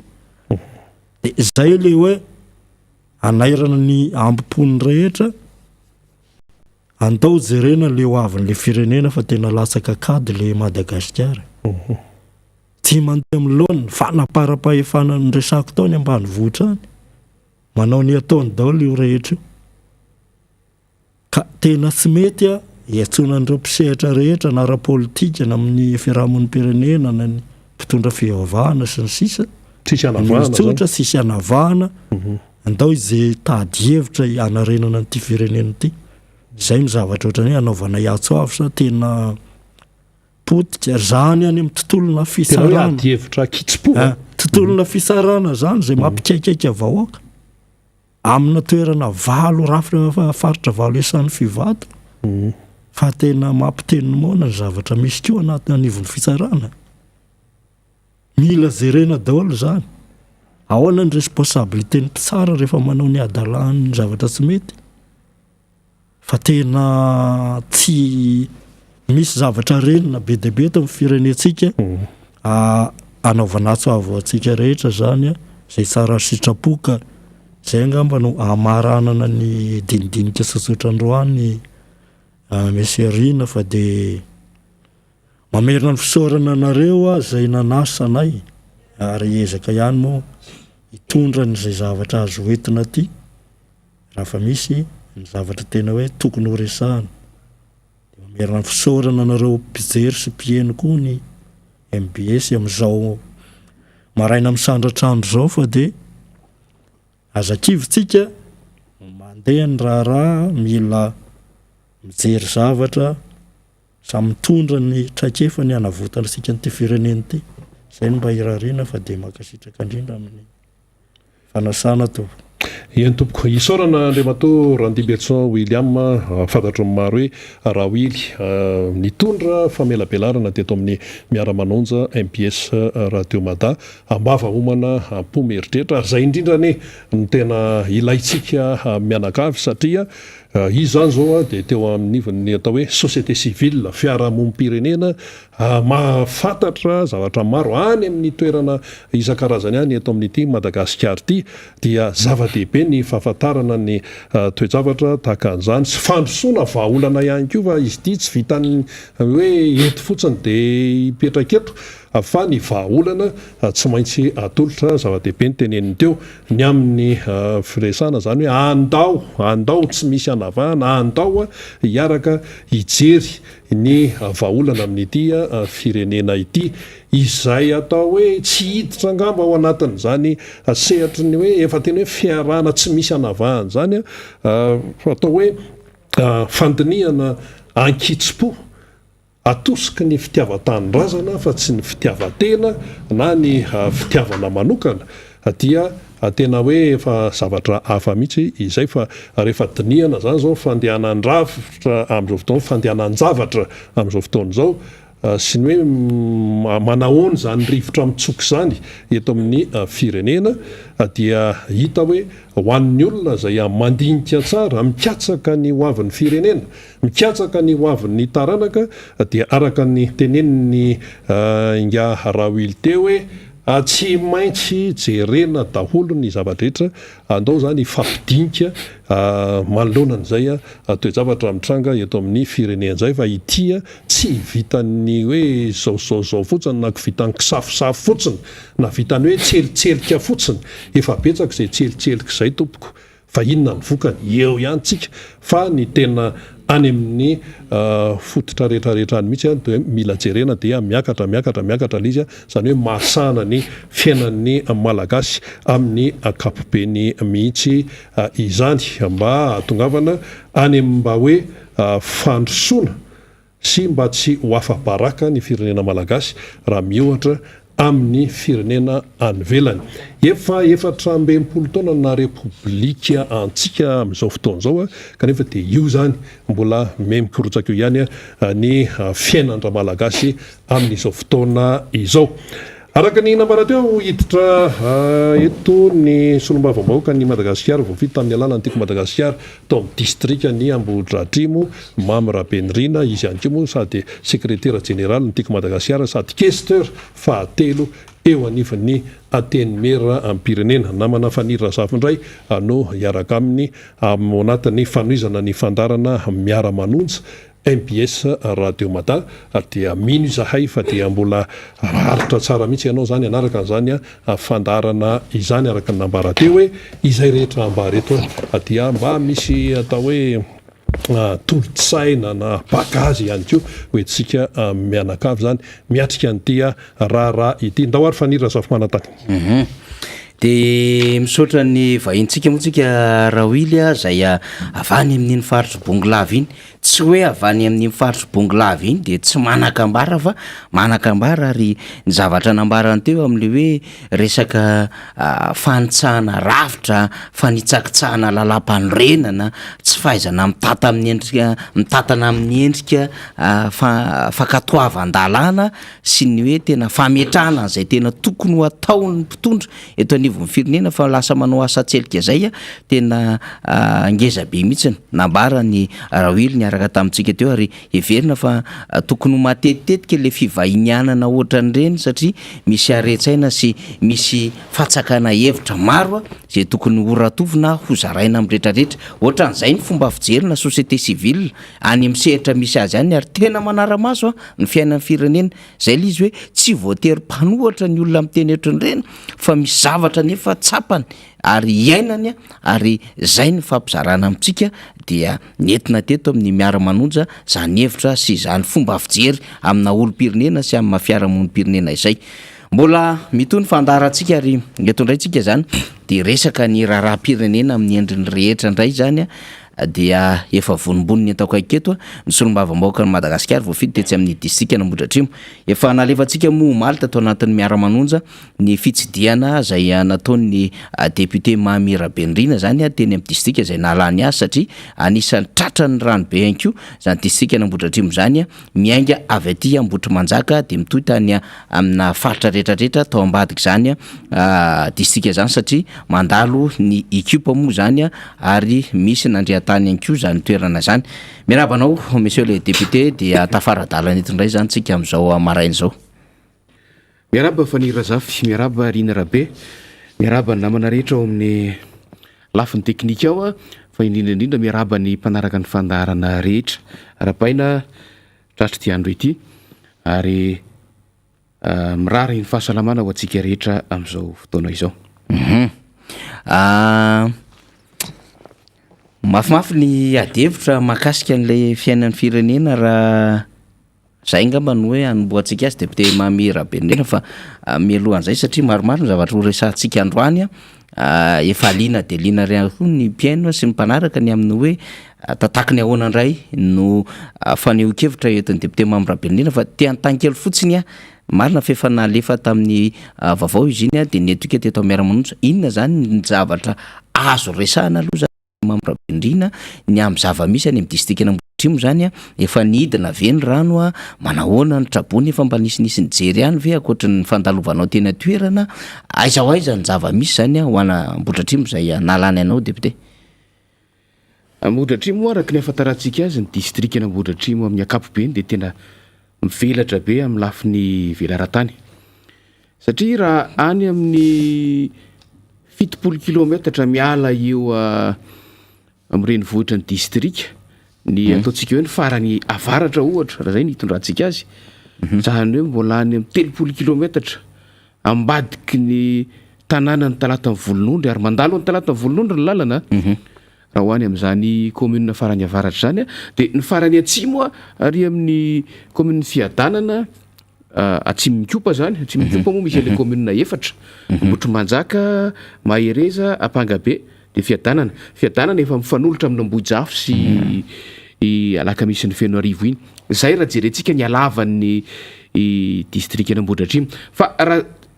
jerentsika amin'ny lafiny lalan-drano eo dia vakivakin'ny rano zany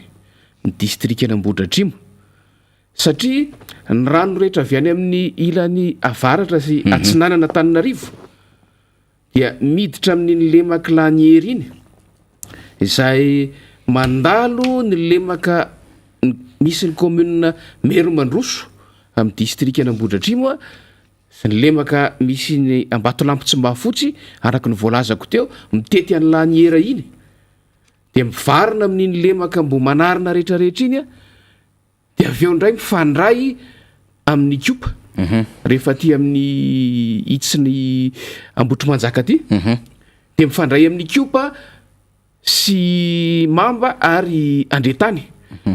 dia mandalo ny commune Arinarivo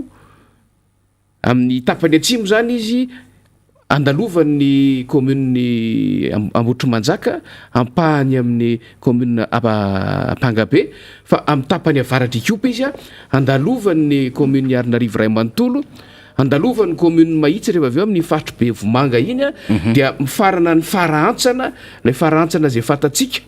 fanaovana n'ilay todrano ho an'ny akana herinaratra amin'izao fotoana zao ao anatin'ny commune Ampanitokana ao anatin'ny commune Ampanitokana iny fa tsy ao anatin'ny commune Mahitsy zany hoe fanakaiky eo moa ny fifandraisan'ny commune Ampanitokana Mananjara ary Mahitsy amin'iny faritra iny dia ny ilany atsimo zany amin'iny efa commune Ambohimasina any amin'ny district Anarivo Maona ndray raha farantsana ny jerena zay no ifandraisana amin'iny ka raha lalan-drano ny jerentsika dia zay akoatr'izay amin'ny ilany atsimo sy atsimo andrefana dia misy koa ny rano zay avy any Sisaony rehetra any Sisaony no izy fa Sisaona zay mihitsy izay mandalo amin'ny rehefa miakatra ny rano avy any dia paritaka amin'ilay lemaka ambany andrefana Pangabe sy Mahereza rehetrarehetra iny dia mivarina ny ambany andrefana rehetrarehetra any ka raha ireny resantsika mbola tsy avy ny cyclone ilay rivodoza teo tamin'ny farany herinandro teo dia efa niakatra ny tany amin'ny tapany ambony ilay tapany ambony resahako dia ny ilany avaratra sy ny atsinanana tany amin'ny herinandro talohany andro vitsivitsy talohany idiran'ilay andro ratsy teo efa nijojo ny orana dia efa niakatra ny rano tamin'ny ambony atsinanana lanihery iny zany hoe ilay lemaka mampifandray ny district Navaradrano sy ny district Anambohidratrimo efa niakatra ny rano tamin'iny ary raha anamarihana azy angamba ny mahatsotsotra kokoa ny famantarana azy dia ilay lalana pavé vaovao vao natao miala eto laniera eto amin'ilay atsotsika hoe vavafolo mandra-pivoaka ery Atsofinondry ny ilany avaratra iny zany tena efa niakatra be taloha cyclone fa ny fehezin'ilay digy zay efa lalana hatramin'izay fa no mafisina tamin'ny ilay pavé vao natao sy ilay vavafolo moa dia fivoahan'ny rano izay natao efa hatry ny ela misy vavany anakifolo ao zay no mahavavafolo azy fivoahan'ny rano avy any amin'ny ilany atsinanana any mivarina makaty amin'ny lemaka laniera dia mamonjy ny lemaka Mbomanarina sy mivarina makany Kiopa rehetrarehetra any ka iny zany talohan'ny fahatongavan'ny cyclone dia efa dibo-drano tanteraka dia rehefa tonga ilay cyclone tonga ny lahady efa tena difotra ny tanàna rehetra nanamorona n'iny lemaka rehetrarehetra iny ary ara-teknika ohatrany lasa dobo fanangonan-drano ilay lalan-drano satria ambadika ilay fefilo dia somary ivaiva kokoa noho ny aty avaratra dia teo ny tena nahinona satria mahery be ilay rano tena manonja ilay rano raha sanatry tsy mahataty ilay fefilo ka vaky dia miparitaka dia lasa tanteraka iny ny zavatra nitranga zany nanomboka tamin'ny farany herinandro teo iny dia navoaka ny BNGRC tamin'ny alalan'ny lakana ny vahoaka ny ponina tamin'ireo ilay faritra ilay lemaka mampifandray Antananarivo Avaradrano sy Ambohidratrimo amin'ny alalana commune anakiroa commune Mbomanga sy ny commune Batolampy Tsimbafotsy zany tafakatra ny oatra ny 300 nisan'ny vahoaka navoaka avy any navoaka avy tamin'ny alalan'ny lakana ary napetraka teo amin'ny ilay fefilo misy ny vavafolo ny olana dia zao amehana ny amehana dia tsy voafidy tsara araka ny tokony ho izy tsy voapetraka tsara araka ny tokony ho izy ilay toerana nandraisana ny traboina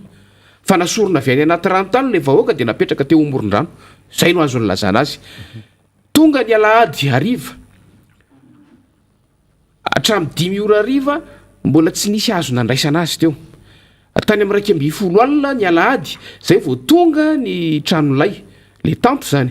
izay nandraisana n'lay vahoaka tonga teo fa satria amoron-drano le toerana de tsy mipetraka le tanto ifaniry fa zakany rivotra de tsy afaka mipetraka mihitsy hatramin'ny alatsinay ny atoandro tena nitsingatotra ambony ambany ny tanto sasany raha fiarakodia moa de zay le atao hoe 4 roues en l'air raha fiarakodia no andraisana azy de tsy nisy afaka tena nandraisana nireo traboina araka ny tokony ho izy zany ny fiadidinany commune mbato lampy tsy mahafotsy no tsy maintsy nitady vahaola naingana nampiasana an'izay kianja fanaovana fanatanjahantena akaiky indrindra eteo ary nanosokevitra ny amindranan'ireo lay fandraisana ny traboina teo zay tamin'ny ilany atsinanan'iny taty amin'ny ambany andrefana kosa taty amin'ny ilany manamorona ny kopa zany de ny rahantsika na eno fa nisy ny fambara loza tatao azay manamorona ny kopa rehetrarehetra tokony hiala kanefa ireo mponina zay traboina ny akamaroana izy ireo de avy amin'ny faritra Tehiroka avy amin'ny commune Tehiroka teo amin'ilay tanàna atao hoe Andramiarana ny akamaroana izy ireo lasa teo amoron'ny kopa no tsy maintsy nanangana tranobongo izy ihany no nikarakaranteny amin'ny aloha fa rehefa nikarakarakarantena teo izy vao tonga ny BNGRC sy ny solon-tena-panjakana isan-karazany nijery hoe ahoana no anatsarana an'le izy nisy ny fitondranan'izy ireo tamin'ny alalan'ny camion be nakany amin'ny sekoly misy EPP ry amin'ny fokotany Morondava ao amin'ny commune Tehiroka fa ny olana de zao tsy mifanaraka amin'ny zava-misy iainana ny fahafahana makany satria ny zava-misy iainany zareo rehefa atoandro ny andro zay efa nresahana foana mila mitady zay hoaniny reo olona reo de voatery ny ankizy zany nalefa natokana tany amin'ny toerana fandraisana ny traboina fa ny lehibe satria tsy maintsy mitady ny hoanina izy tsy ampiaza ny zavatra natolotra azy amin'ny lafiny ray tsy hifanomezantsiny zay no atao hoe voina zay no atao hoe amehana dia eo koa ny lafiny fiompiana sy ny sisa tsy maintsy netiny nanaraka azy satria mba tsy ho lasa nyrika tany ny fiompiana madinidinika isan-karazany reo nefa tsy azo nentina tary amin'le EPP de naleony niaraka tamin'ireo teo am'izao tsika amin'ny teny zao efa manomboka midina ny rano avy any ambony fa rehefa midina ny rano avy any ambony midiky zay fa mifatratra ry ambany ary efa teneniko foana fa manampy ny fanohanana an'io rano ilay barage za tsy miteny hoe tsy ilaina le barage tena nisy étude natao tamin'ny nanaovana an'io barage io tany amin'ny taona 7 tany angeny farantsana ny nanomboka orinasa ideleka zay no nifanaraka tamin'ny fitondram-panjakana tamin'izany fotoana zany anatanteraka io barage io nefa nisokafana ny lalana ny ala teo am-panitokana 12 kilometatra vita tsara mandrapatonga tany farantsana satria makany farantsana tamin'izany fotoana zany sarotra faniry fa tamin'ny fitondran'ny filora valomanana nisokafana tsara ny lalana vita ara-dalàna orinasa ideleka ho ihany nanao an'le izy tafajoro ny fototra sy ny andrin'ireo tetezana izay mbola hitantsika ny tohizana taty aoriana amin'izao fotoana zao fa rehefa tonga moa ny fanonganam-panjakana tamin'ny taona 7 de toy ny tetikasa rehetra lehibe rehetra tamin'izany fotoana zany de najanona tao io fa avy eo tamin'ny taona 7 tsaroko tsara mihitsy ny fitondrana tamin'izany taona 7 filohan'ny repoblika vaovao tamin'izany fotoana zany tonga tany nandeha helikoptera nametraka vato fehizoro vaovao indray ho an'ny fanombohana nanatrika an'izany ho an'ny fanombohana ndray nataoko hoe famelomana indray le tetikasa zany hoe ny asa efa nisy vita teo efa nisy barage fototra hoy sy ny andry tetezana misy amin'izao fotoana zao sy ny asa rehetra fanokafana tamin'izany mitoy mandrakitimo ny androany ny fanatanterahana ny asa izay nyraisin'ireo orinasa manao azy amin'izao fotoana zao antena itsika fa hitondra fahazavana misy kokoa eto amin'ny fiarahamonina amin'ny akapobeny amin'izao olana mianjady amintsika zao fony teny kely ny fanirina zavy satria tantara tsy azo fafana ny tantara averiko tany amin'ny taona 7 nanomboka io tetikasa io ary fanadiadina ny étude natao tamin'izany izay tsy maintsy nampifandraisana tamin'ny fanajariana sy ny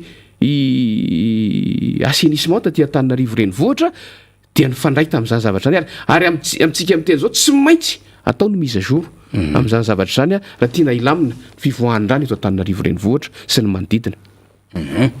Mazava tsara zay Andriamato Solomamoaka mahakasika indrindra ny zava-misy tao amin'ny distrika n'Ambohidratrimo. Fa io zany a tany Ambohidratrimo sy nitondranao zay lafim-panazavan'zay zay resan'ny député Mamra Benrina mikasika amin'ny farantsana zay de fantatsika tsara fa misy an'ilay hoe vity farantsana de famokarana herinaratra dia 28 mégawatts zany na 20 mégawatts zany no vokarin'ny farantsana dia amatsy faritra telo ao anatin'izany Loatra Mangoro, Vakinakaratra de Antananarivo de asa izay fa misy toerana anankiray zany fa tsy n'izay zany manampy an'le 28 mégawatts zany. Zay le hoe continuité de l'État efa nandeha tany aloha tany daholo le izy de manaraka fotsiny ny aty aoriana zany ka raha ohatra ka tompona ndraiky mpanjakana tsy afaka ny anaiky an'izany fa mieritreritra foana hoe izy na vitan'io de zay le tenintsika foana mahatonga le resaky ny be sy ny maro hoe le resaka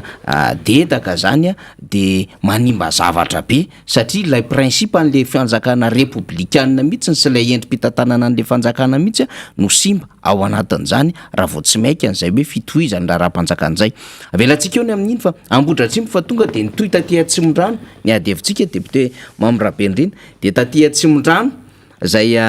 nandefa fanadidina moa ny MBS mikasika an'le hoe tsisy mijery ny vahoaka anankeny aty ambadika no zato andrefana aty zany zay misy Antandrokomby zany resahantsika zany de aveo nisy fidinana le tompona ndraiky mpanjakana tany ihany koa zany de nidina tany amin'ireny faritra reny de teny Tanjombato teny nijery an'le zava-misy teny fa rehefa nandeha nijery an'le zava-misy teny le tompona ndraiky mpanjakana député Mamra Benrina ka nanome fitenenana an'le vahoaka de betsaka ny zavatra ny sambadidaka atao anatin'le fanomezana fitenenana zany ary tena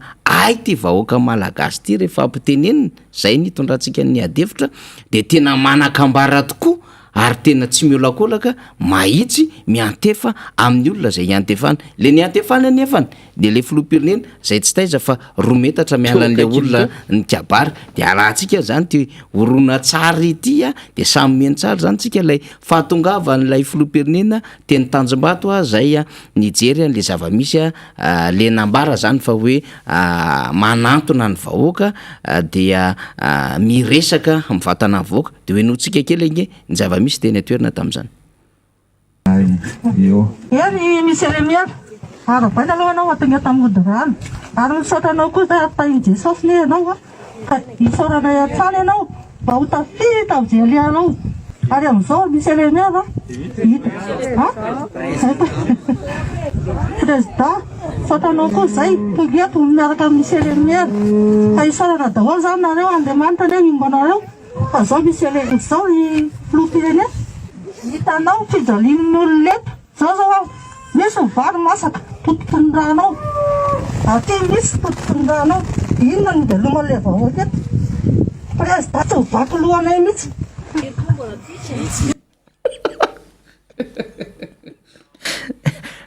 ya le izy manko nampandraisina fitenenana le vahoaka député Mamra Benrina de tsy mety mbola tsy tonga saina misy le raha matolomena fitenenana filoham-pirenena ny ety monsieur le maire fara hoe filoham-pirenena de indroa izy niteny hoe monsieur le maire misy maire tokoa teo akaikin'le filoham-pirenena teo satria teo akaikin'le filoham-pirenena zany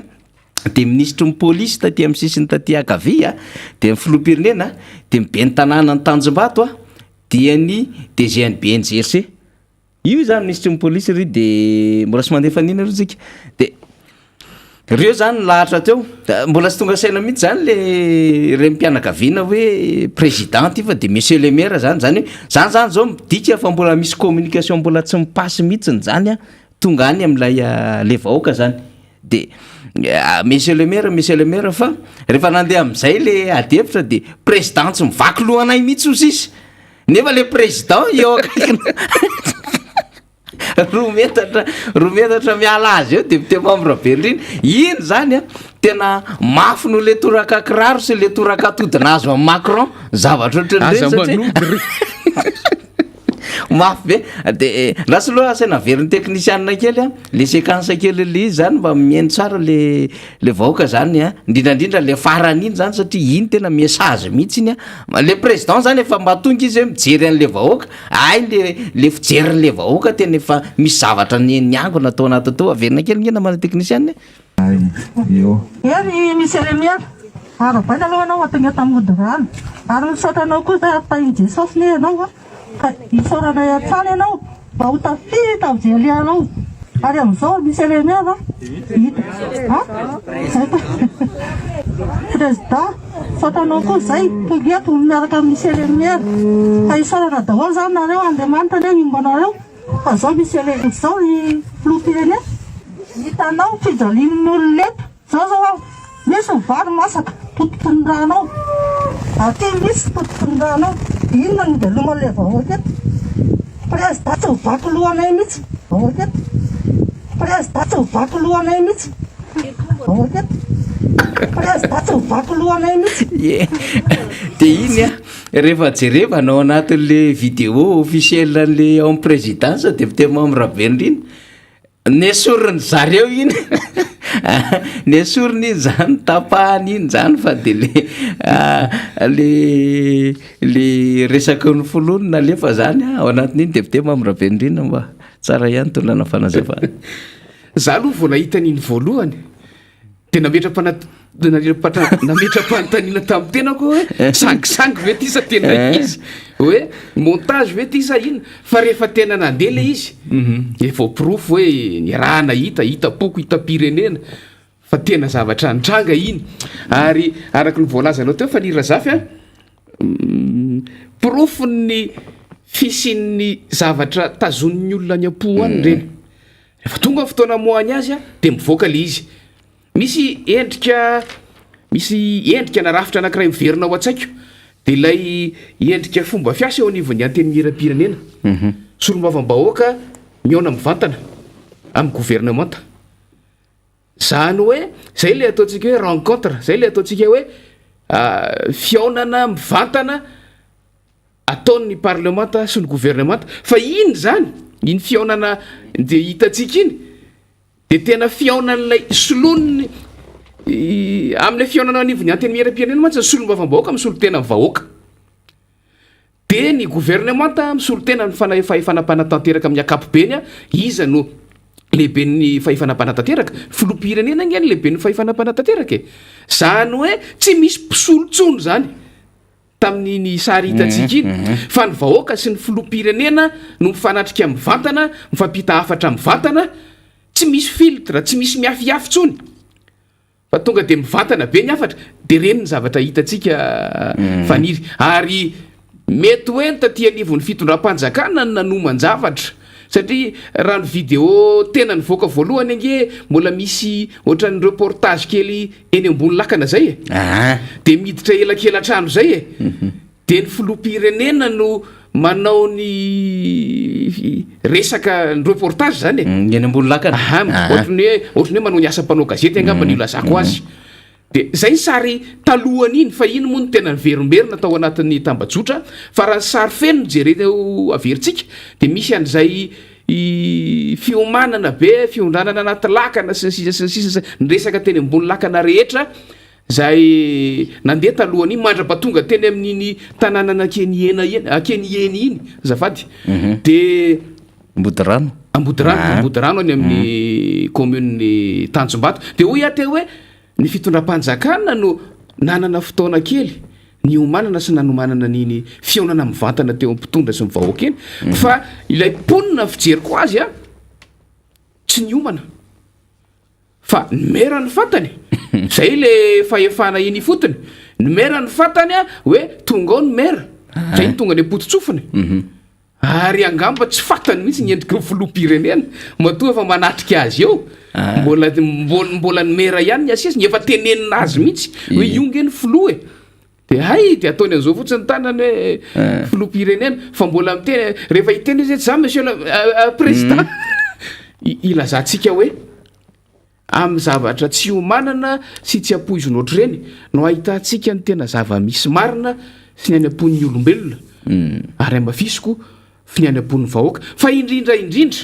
ahitantsika ny zava-misy marina amin'ny raharam-pirenena sy fifandraisan'ny vahoaka sy ny mpitondra amin'izao fotoana izao marina fa nitanjon'ny mpitondra fanjakana tamin'ireny dia ny ahita any fotony angamba hoe inona ny zava-misy marina ny fotony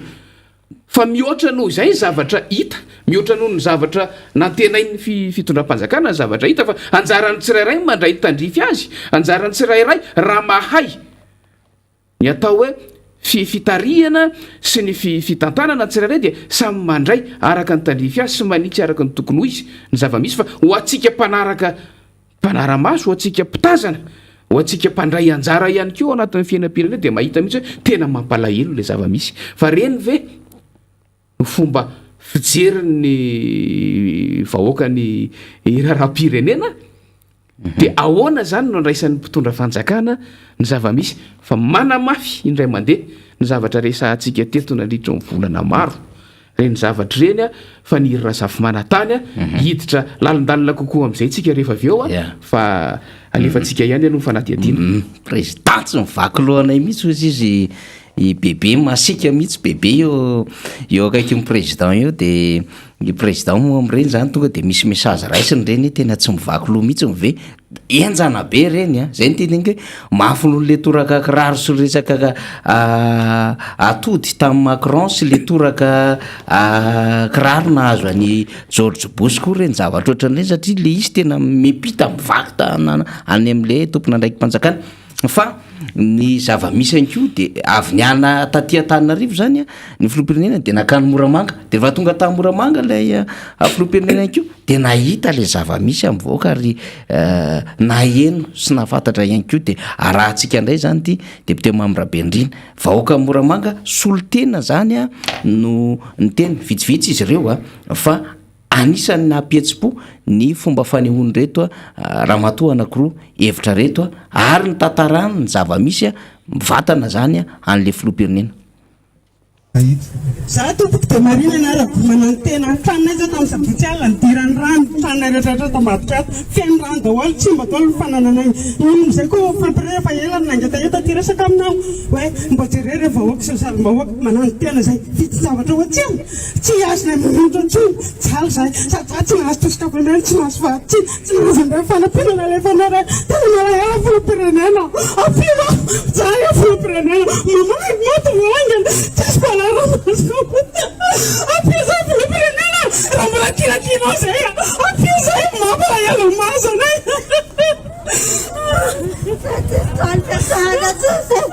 Fatko marana fa sawa mfalna sala kala tel balata sawa sala batfalna sayra belugula na sala tel balata Mahafinaritra tonga ty apoko mihitsy ny teneninao tao le fijalianao tao ny fitaovana mividy zavatra izay fa rehefa ho dimanjato sy roa arivo telo arivo nefa dimanjato sy roa arivo ny kilao zay zany le hoe io vahoaka io tsy miteny io 7 andro fa amiray andro nahazo ny micro kamionany le tompona ndraiky mpanjakana le filoham-pirenena zany zao ny anana dia eto Antananarivo le filoham-pirenena reny zavatra nitranga tany Moramanga izy reny zavatra nitranga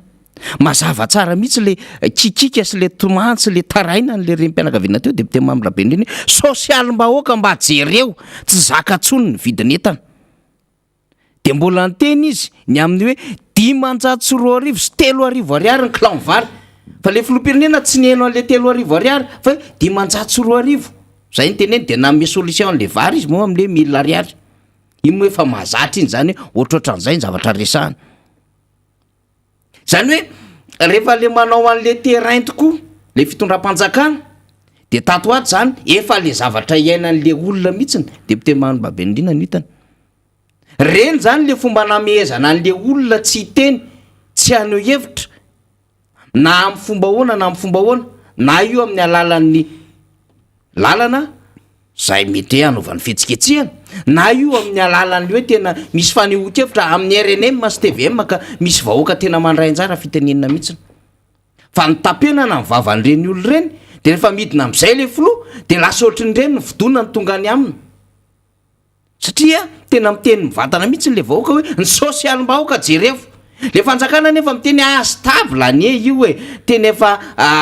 voatazona le fiakaran'le vidim-piainana tsisy atahorana io zao ny taux de croissance atsika efa miakatra jerevo ny projection banque mondiale sy ny sisa tady lalao am'le chiffre zany de mbola miteny le vahoaka hoe le olona rem-pianakaviana 500 na 3 ariary nge le clonval 3 ariary fa 500 ndraison'le filoha fa tsy name fourchette mihitsy zany le vahoaka hoe zao le izy aty zany hoe iaina ny isan'andro zany zava-misy raha ny tany moramanga le sahantsika ny deputé Mamirabenirina ary zay le mahatsara n'lay lazaiko teo fiaonana tsy apoizina fiaonana tsy de homanina be loatra tsy misy an'le hoe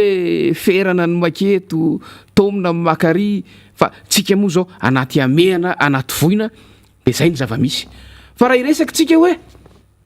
sosialim-bahoaka ny tokony jerena tsy vao zao nge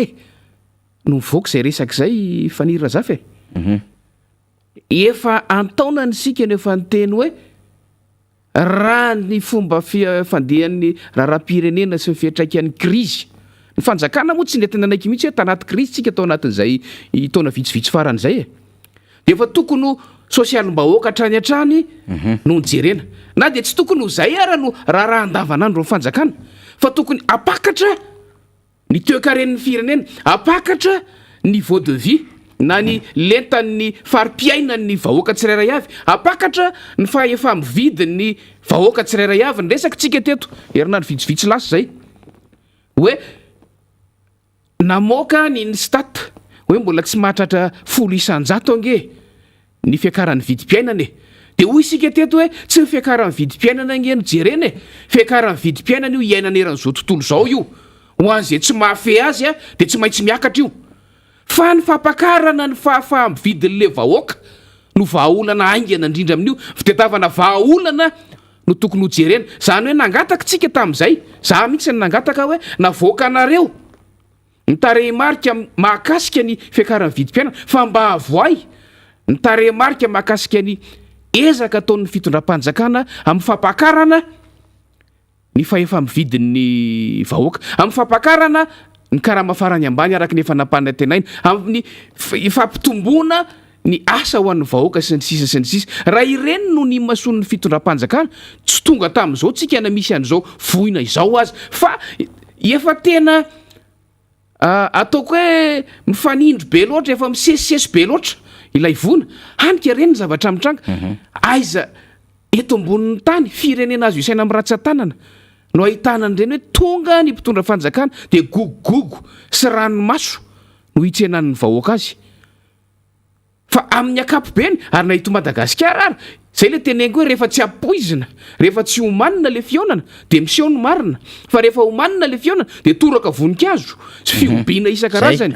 no mipoitra amin'ny fionana ny mpitondra fanjakana fa reny miseho ny marina gogogogo sy tomany avy any amin'ny vahoaka ohatrany hoe tsika faniry no mitantarangano sy milaza abobo teto fa za tena miteny anareo fa akoatra ny aina akoatra ny fananana very raha ohatra ka ny lafi ny toe-karena sy ny lafi ny sosialy no tena nanaovana ezaka manokana ny mason'ny fanjakana tao anatin'izay 3 taona faran'izay dia mety maivamaivana kokoa noho izao ny fiatraikany ny voina araka mahavoajanahary azy tsy azotsika sakanana io fa ny fahafahantsika mifeh azy azotsika iomanana io fahafaha mivahoaka miaina azy azo homanina io ary ny fitsinjovana an'izany tsy tokony ho voina ny ray andro sy ny 2 andro no ahakere ny fianakaviana anankiray na ny fiarahamonina ray manontolo marina ho aho amin'ny fotodrafitrasa mety ho lasany rano sy ny sisa fa ilay hanina hohanina isan'andro tsy tokony ho zay ny fandehany fa lasa ataoko hoe voafandriky ny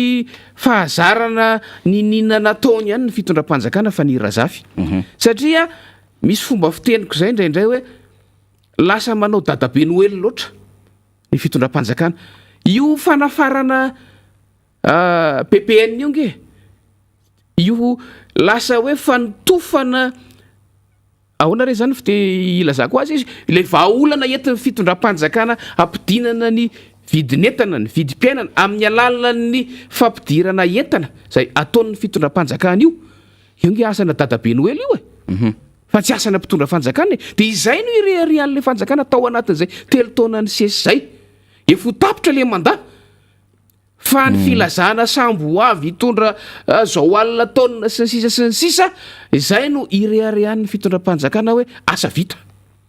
ao anatin'le izy fa tsy ilay hoe nahavokatra 4 taona raha variny resantsika nahavokatra 4 taona na hoe nisy industrie nitsangana ve nahavokatra 4 taona tamina vokatra anankiray fa voatery manafatra ny velany foana ary le fanafarana hoa tsy mba hoe le fanafarana taon'ny mpandrara ho fampakarana ihany koa lafiny toe-karena fa fanafarana ataon'ny fitondram-panjakana mba tsy tenenako hoe hifaninana ny fitondram-panjakana amin'ny mpandrara ara toe-karena mihitsy fa lasa hoentina manao asan'ny dadabe noely hoentina saky tena hoe manjonony vahoaka fa hoentina manampitampo vahoaka hitatsika nge reny ny tomany reny ny dradradratra dia hitatsika inona ny vahaolana teo valopy ange no mivoaka teo faniry valopy no efa nomanina ta aiza moa mampatsiaro amin'ny fiainantsika indraindray rehefa manao adidy hoe ndana mijery valopy tsy mino mihitsy hoe teo nohany filopirenena dia ndana mijery valopy vitsivitsy fa efa nomanina viany reny efa nomanina viany tsy fantatra hoe firy amin'ireny nomanina viany a dia reny ny dradradradra'le olona dia valopy no zarazaraina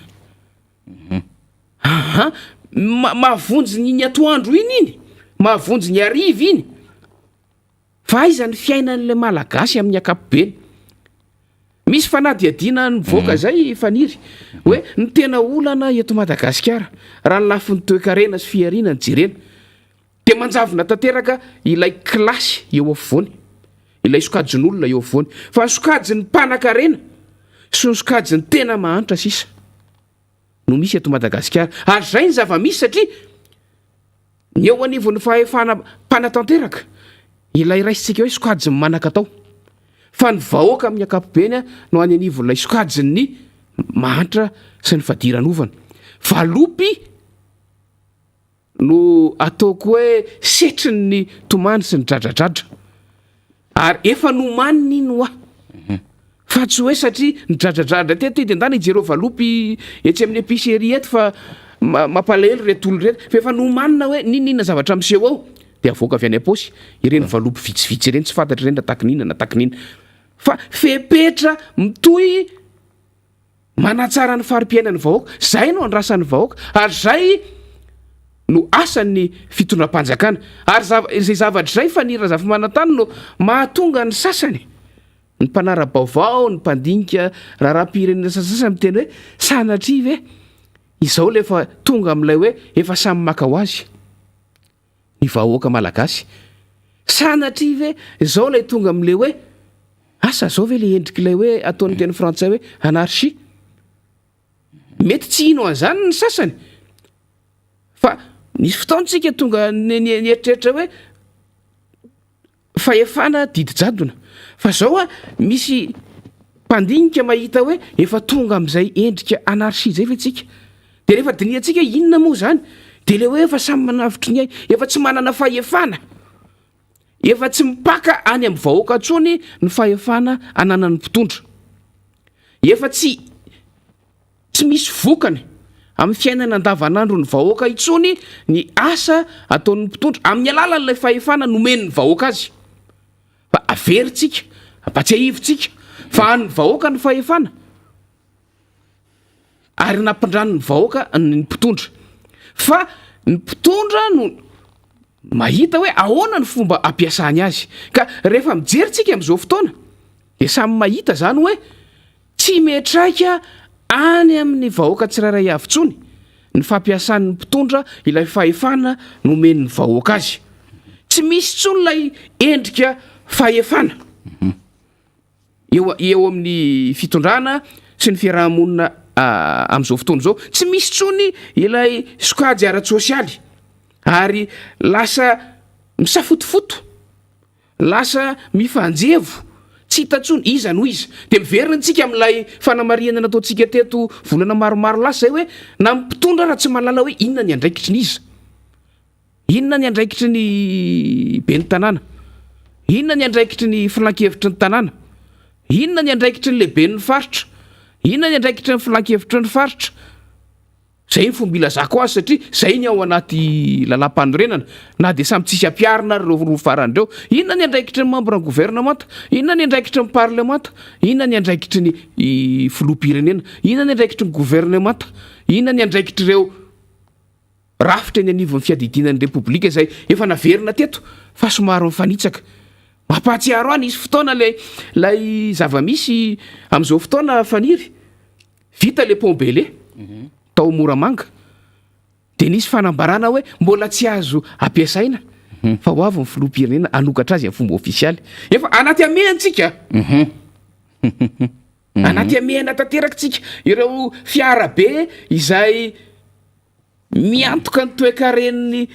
firenena amin'ny akapobe no mila mampiasa n'ilay Pombele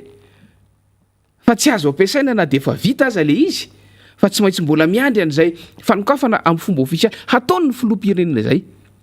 Zany ve no mahamaika ao anatin'le izy hitokana hanampy ao anatin'ilay lisitry ny zava-bita tampoka zany hoe anisan'ny fotodrafitrasa vita tampoka na de tsy niomanana aza.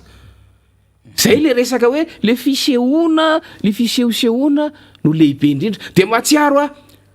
nisy fotoana teto Antananarivo renivohitra fametrahana jiro fanazavana ny totobatina ambondrona angamba izy zay raha tsy diso faniry aitsio ara-diso raha andavanandro ataon'ny be ny tanàny zany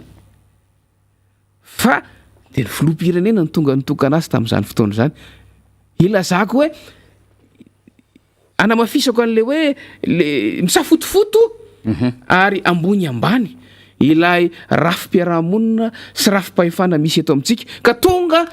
mampametra-panontaniana efa manompoka miseho ve ny endrika anarysy eto Madagasikara sanatria mivavaladiny lela engany tsy ho zany no izy fa raha ny endrika misy eo anivon'ny fiarahamonina amin'izao fotoana zao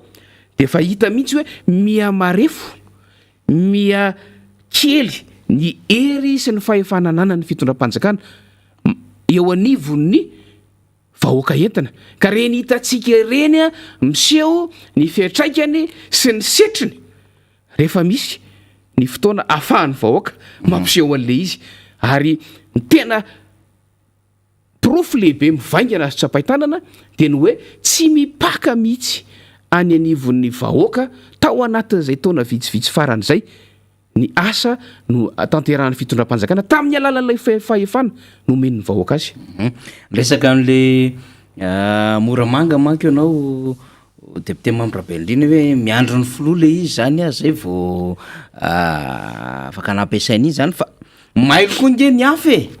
mailo ny hafa satria ohatrany tsy voaresaka izy nefa manao ny tolo-tanana ngeza be de tonga de namoaka fanambarana ny ambasady ny Chine eto Madagasikara de zao no navoaka ny ambassade de Chine à Madagasikara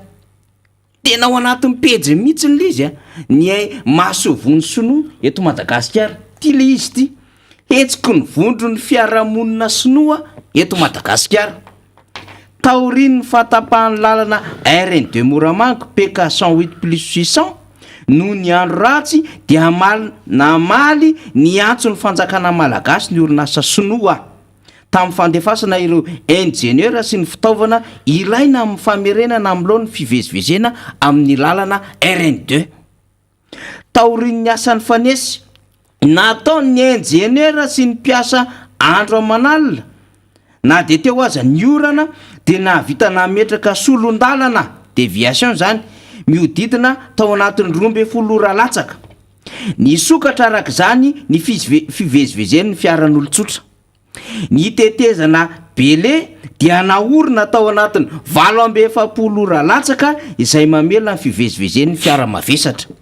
ireto ny sarin'ny asa vonjimaika amin'ny RN2 nataon'ny orinasa sinoa CGC sy CRBC. Reo orinasa sinoa reo izy ireo CGC io dia manana be toerana anankiray eo Moramanga. Efa ela io no teto Madagasikara ary miara-miasa amin'ny vondrom-paritra itsinjara-pahefana hatrany hatrany amin'izay farany azony atao. Fa akoatry ny any Moramanga mahatonga amin'ny teny dia manana dépôt anankiray ngeza koa izy. Ary ny tena fohy be toerana ny tena siège social dia aty amin'ny distrikina Ambohidratrimo. Toy izany koa io orinasa CRBC io aty anivon'ny distrikina Ambohidratrimo manana base vy moa no filazany zareo azy zay fanaovany an'ireny dalina ngeza be eo ireny asoa ihany izy fa manana an'ireny zay nafahana nametraka an'ireny zavatra rehetrarehetra ireny. Dia araka ny voalazanao teo toy ny mpiaramonina rehetrarehetra dia nandray anjara reo orinasa ireo tamin'ny fanatanterahana an'ilay asa. Fa eto moa zany samy mahay amin'ny mahamay azy samy mahay amin'ny mahamay azy ny fitondram-panjakana te aneo endrika hoe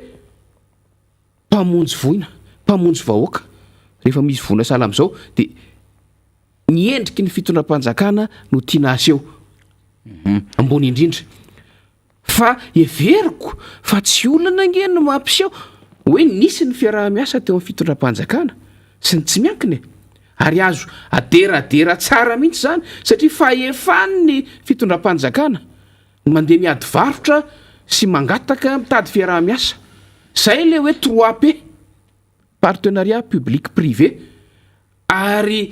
mila fahaizana manokana no mandresa lahatra n'ireny tsy miankina ireny. Fa tsy fantatra hoe maninona no ninina takonana le izy lasa le tsy miankina indray no mamoaka ny zava-misy marina ao anatin'le izy dia anjara antsika mpanara-baovao no manambatra ny vaovao rehefa avy hoe izao zany ny tena nisy tao ambadiky reny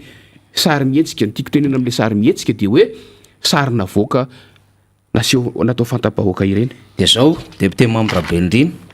zay hoe mailo le ambassade de Chine eto Madagasikara zany dia namoaka ny fanambarana iny. Fa vakiko ny présidence de la République de Madagasikara ao anatin'ny pejiny io zany dia samy mihaino tsara tsika miverina amin'loha ny ankehitriny fifamoivoizina amin'ny lalam-pirenena faharoa raha toa ka nisy fahatapahana noho ny fiotsahan'ny lalana teo amin'ny PK 108+800 Moramanga. Eo zany dia mitovy aloha zany satria ohatran'izay koa le fanambarana nataon'ny ambasadany Chine eto Madagasikara. Vita tao anatin'ny 2 andro ny tetezamby na Pombele mirefy 520 metatra ary mahazaka fiara vavety milanja hatrany 45 tonnes. Oui, tombo eo satria 48 heures ny resandry zareo nanaovana an'ilay Pombele dia atony ny teny hoe 2 andro 48 heures ny dikan'izany. Tsy ahivina raha teo fa lalan-draha raha teo karena ho an'ny Madagasikara ty lalam-pirenena ity ka tsy maintsy atao izay mahana ny olona faran'izay aingana mba tsy hiteraka faty antoka goavana raha teo karena sy ara-tsy sosialy. Amin'ny mahavokavoko Madagasikara ny Tomasina raha teo dia miantsona ao avokoa ny 5.9 isanjato ny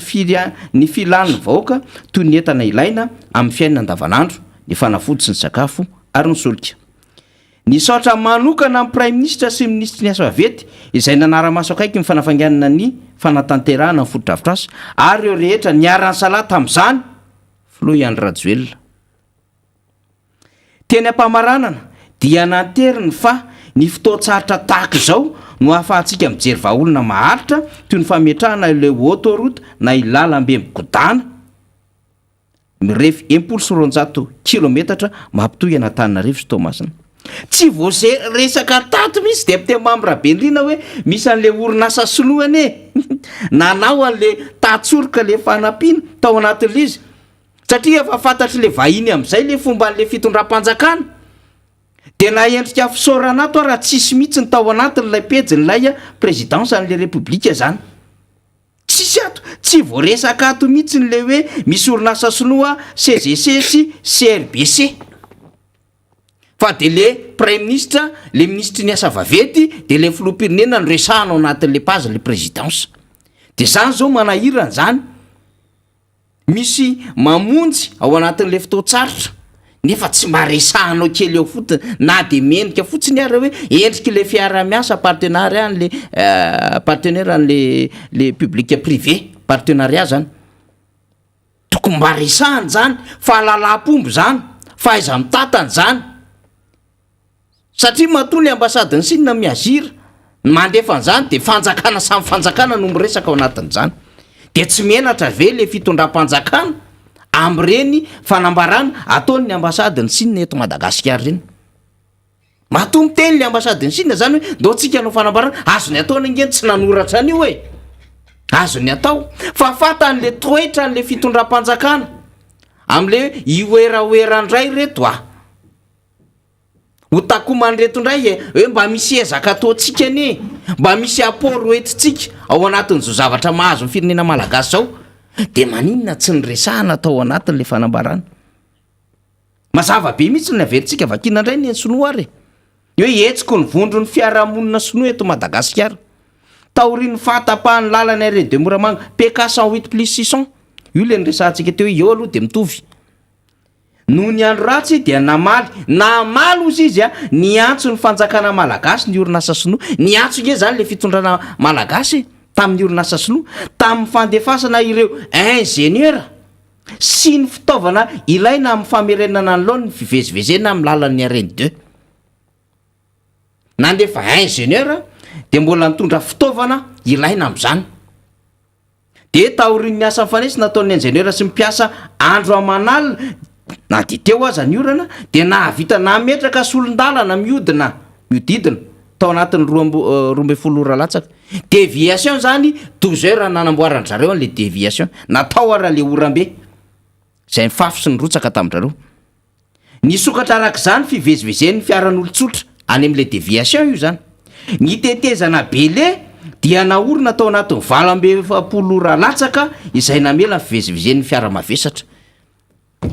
mazava tsara mihitsy zany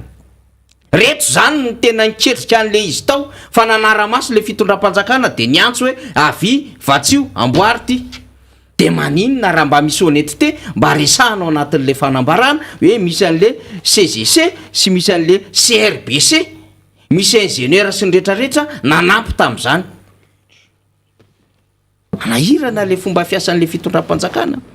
ary tsy gaga zany tsika raha ohatra ka hitan'le ambasadiny sinina li satria efa tsapan'le olona hoe reo roeraoery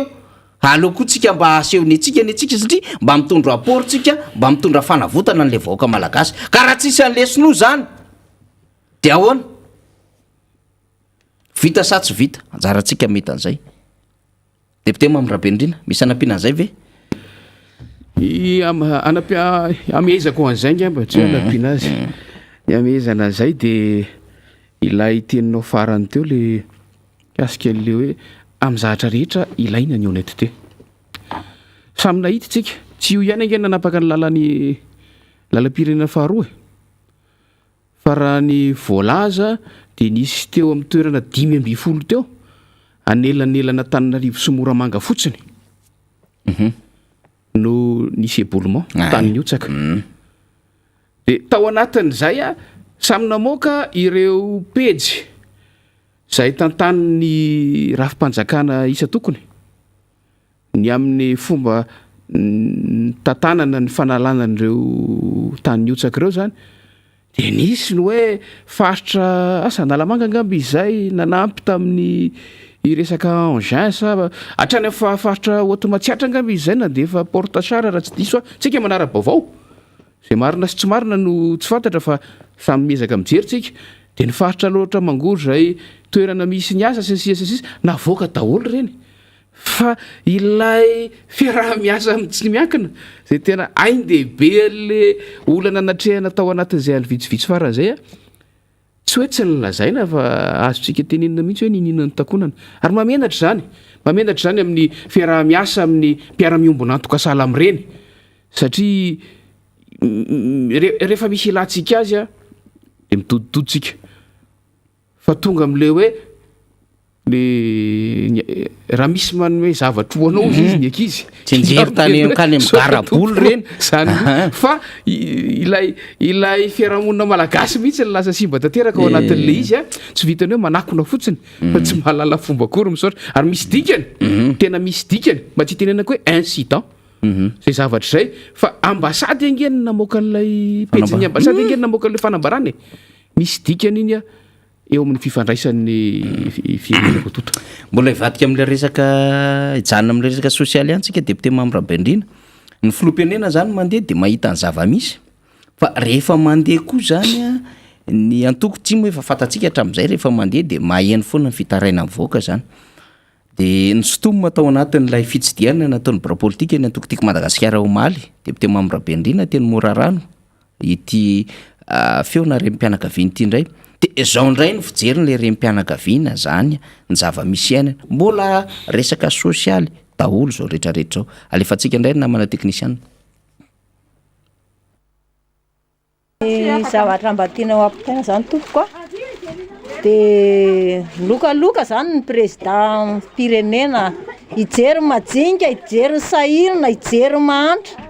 noho ninona no fitiavana an'le teo tonga eo amin'le toerana nefa indrisy tonga ao anatin'ny tena sarotra malagasy a izay izao tsy fatantsony tena tsy hitantsony azonao birao angehitsy anaty saty e birao angehitsy akakitsy ahoana ny tsy hitany any Morarano azonao noho ninona no fitiavam-bola reo fatona karana reo azonao za aloha tena tsy tia karana fa mitofany karana an'iny atsimo iny zao na tonga nay trabona ohatra zao tamin'ny andro 85 a nisy rano be taty miakatra sy taminy de 94 zay ralda azonareo le message mazava be indray iny député Mambrabendrina hoe rehefa akan'le fahefana zany le fitondram-panjakana amin'ny alalan'le filoham-pirenena ozy izy de nataony zay nahazona le fahefana fotsiny taty aminay fa rehefa tonga izy de tsy fatan'izay nefa ozy izy mibiraony eo akaiky eo de misy an'le arena manko io tianyteneniny io satria mora rano zany a raha mahitsitsika zany misy an'le fanaovana visite technique ety Alarby a de misy an'le birao enterrement eo a de eo akaikiny eo zany ambadika keliny eo zany misy mora rano de ao ambadika tsy lavitra io zany a no misy an'lay tany zay mifanaraka amin'ny lasity haiko tsara mihitsy ny tantaran'iny tany iny zany satria any zay Andriamatora Zafy Mahatratra zay niady mafy hoe anisany zany nanajary an'izany tany zany mbola tantara avo zany le sahatsika zany fa hitsangana zany reny toerany reny zany de eo izy etsy mibiraoana zany hoe fantatr'olona zany ao mibiraoana satria misy an'le arena ao le fohy be misy an'le hirmara sy misy an'lay fitaovan'ny filoham-pirenena ary misy biraoany raha teo ao fantatry ny rehetra zany rehetrarehetra zany maharaka vaovao tsara zany le vahoaka zay nge le izy tsy mifanalavitra reny mitovitovy an'le zavatra nyresahan'lay renim-pianakaviana nalaza be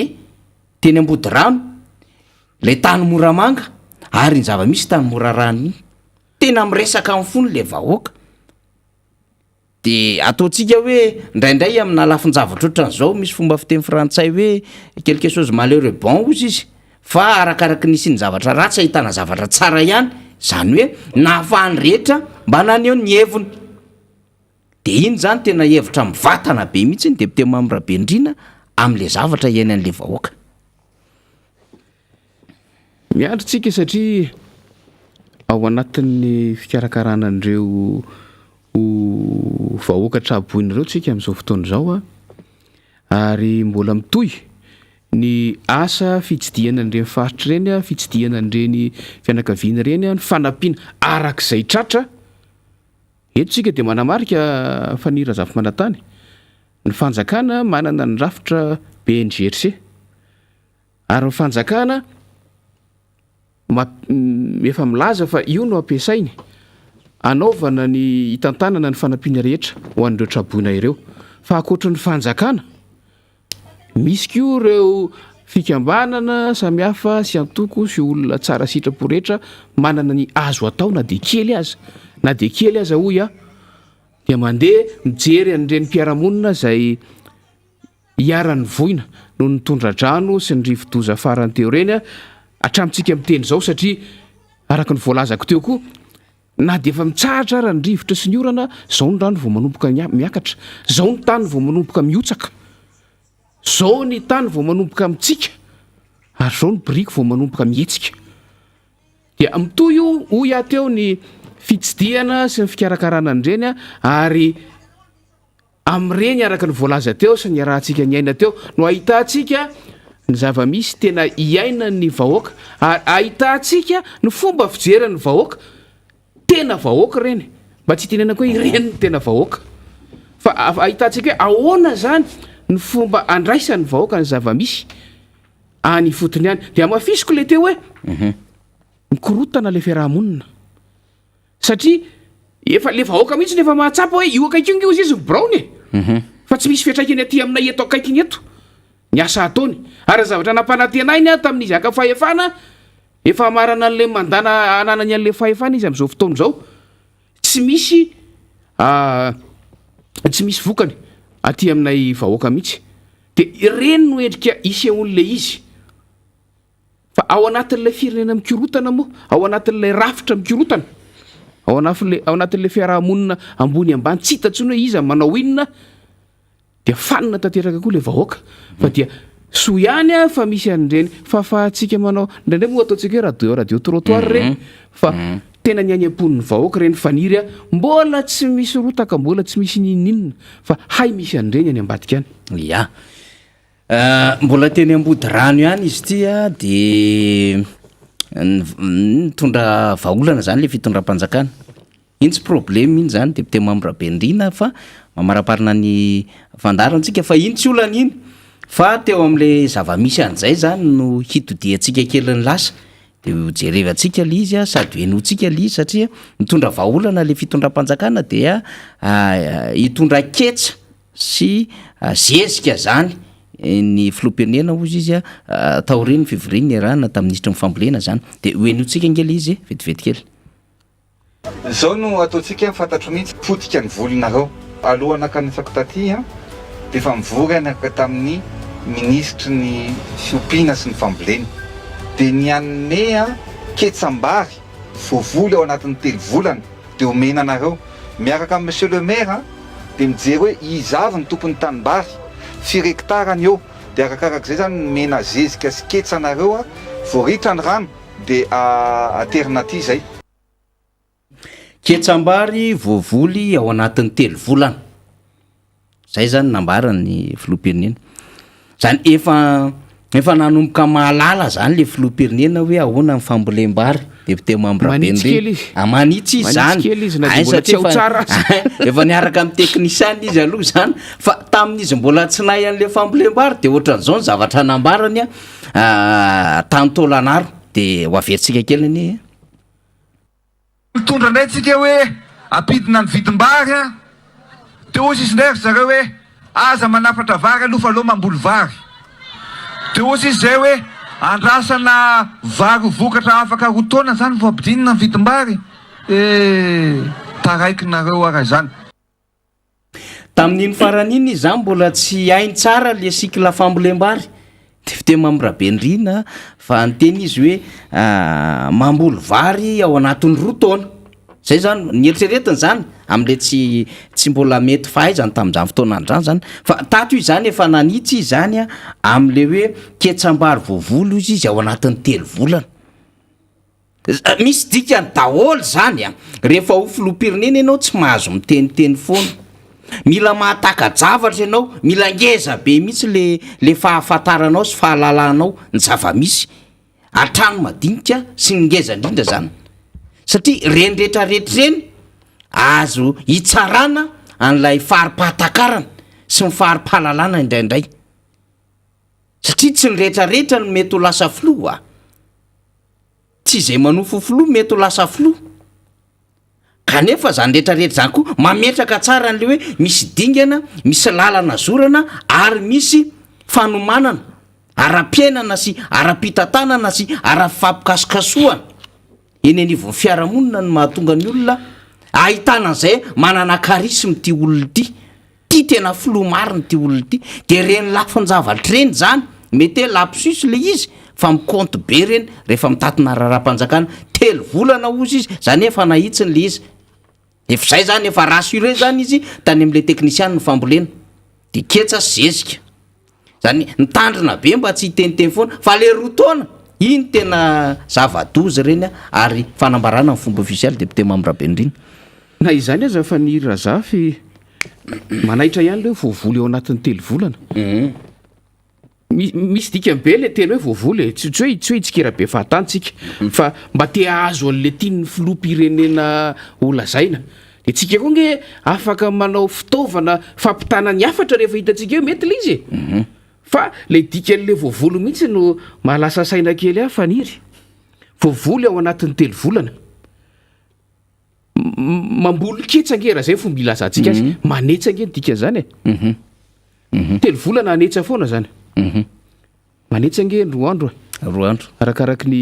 velaran-tany 2 andro 3 andro sa hoe vokatra ao anatin'ny telo volana kanefa na izany keo aza hoe vokatra ao anatin'ny telo volana tsy mbola tena zay le izy fa na izany na tsy zany ary hoy efa manitsy izy fa tsy malasa saina kely fotsiny faniry ao anatin'le izy hoe nytety andro koa nge mila jereny mbola fotoana fanetsana ve zao na oritra ary izy io rano lay reny mpianakaviana teny Tanjombato ny teny hoe efa voaketsange vary ao efa voaketsa ny vary ao zany hoe rehefa ritra io rano io mbola hojereny hoe takininona toetra n'le vary efa voaketsa aloha fa raha satria filoham-pirenena ny teny teo rehefa ritra ny rano dia andefa ketsa tsy voateny le vaovao fa zany manao hoe andefa ketsa vaovao miomana ve zany ny tantsaha miomana ve zany ny mpamboly vary fa amerina hiasa tany amin'ny volana février amerina andragiragy amerina iosy sy sisa satria amerina anetsa amin'ny volana février de ahoana ny tantanana ny rano mandra-piakatra ny vary ndray rehefa avy eo satria zay no fototry ny ain'ny fambolem-bary fitantanana ny rano ahafahana manao ahafahantsika manana ny vary aloha amin'ny toerana ahafahana manao an'izany ahafahana amin'ny fenin-drano ahafahany any amin'ny tany hafa tsy mijanona mihitsy fambolem-bary mandavataona satria voafeny rano ara-teknika tsy hoe tsy azo atao le izy fa tokony isy teknika mifanaraka amin'le izy mba iomana n'le tantsaha iomana n'le vahoaka hoe rehefa ritra io rano inona ny zavatra hitany ao so de mbola azo avotana ihany le ketsa efa ao nefa hopitehana fotsiny tsy miteny zay hoe sanatria vavaladiny lela tsy miteny zay hoe ratsy le eritreritra andefa ketsa vaovao fa mila jerena fanira zafa manantany lay fafana manatanteraka le izy mba tsy andiso kajy ka efa angatsika tanteraka indray ny toetrandro rehefa avy eo vo hiteraka ny vary satria mohatra any amin'ny avril na ataontsika raha mbola misy ny olona avril na volana me any zany le orana zany nefa iny teny ilaina satria nalay tsy tafiditra le rano de zany zany misy zavatra betabe tadiavin'le fomba fambolem-bary zay teneny député Mambrabendrina zay fifezana ny rano na mampiditra rano na miandro orana zany arakaraka ny zava-misy io zany fa amaraparanantsika azy député Mambrabendrina akatotsika tanteraka mihitsy lay rideau an'le adevitra mahakasika ny zava-misy teny Ambodiranta ny Moramanga tery Morarano sy ny zavatra iaina vahoaka amin'ny akabeany amin'ny lafiny ara-tsosialy zany reny izy reny tsy maintsy ny vakitsika nalefatsika reny mba ho tsapany rehetra misy marobe any ambadika any mitovy feo an'ireny rem-pianakaviana na an'io hevitra reny rem-pianakaviana daholo hitatsika na ny teny Ambodirano na ny teny Moramanga na ny tetsy Morarano fa mino sika fa feona malagasy marobe antapitrisana mitovy an'izany ary raha reo feona malagasy marobe antapitrisany reny no tonga amina toerana anankiray de sahirana le fitondram-panjakana ary zay ny fantatra le fitondram-panjakana hoe manahirana azy le position le voaka malagasy zay efa tena sorena sepitra leo am'izao fotoana zao de ity anankiray ity ny amaraparanantsika azy député Mambrabendrina tany amin'ny fampelezakevitra tany zany tia de resaka jiro ndray izy ity de nieritreritra ndretra satria voaentsika moa le fitondrana teo aloha tamin'le délestage zany zay tsy nety vova de hoe satria ho tonga zany ty tena nampanantena IEM manana tena programme ngeza be mihitsy anao zavatra tena ampamirapiratra ho paradisy Madagasikara tena kinanjo tena vadika ny globy am'izao de hoenotsika indray zany ny tia zava-misy mikasika ny jiro ty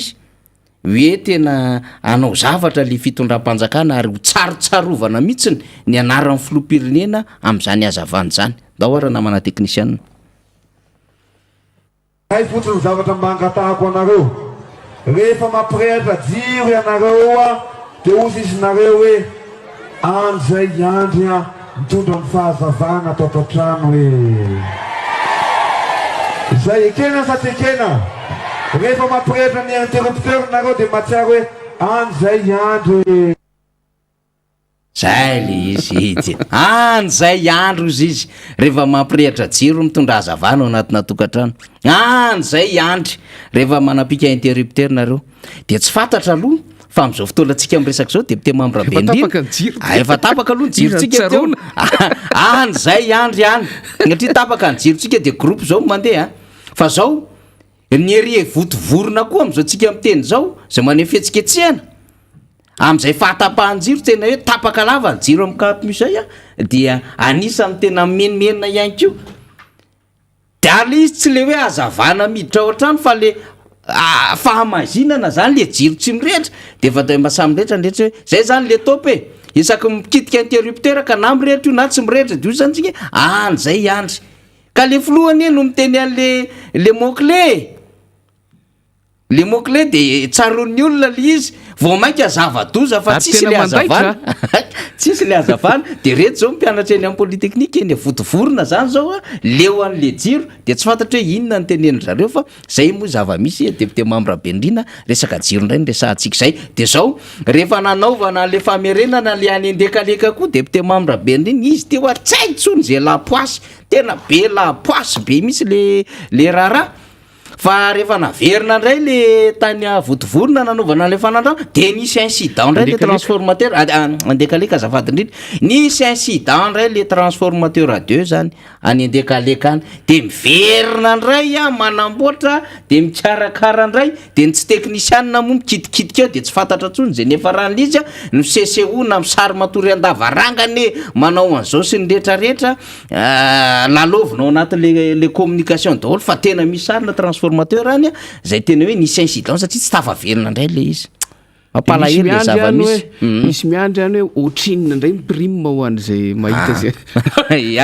satria nandrehetran'le zay indrindra le zava-misy satria le voaloha mbola tsy le voaloha mbola tsy lizy ange misy tena mahalasa saina lavitra faniry satria tam'le voalohany iny voizina be le resaka hoe nisy nandoro any andekaleka ny resaka eto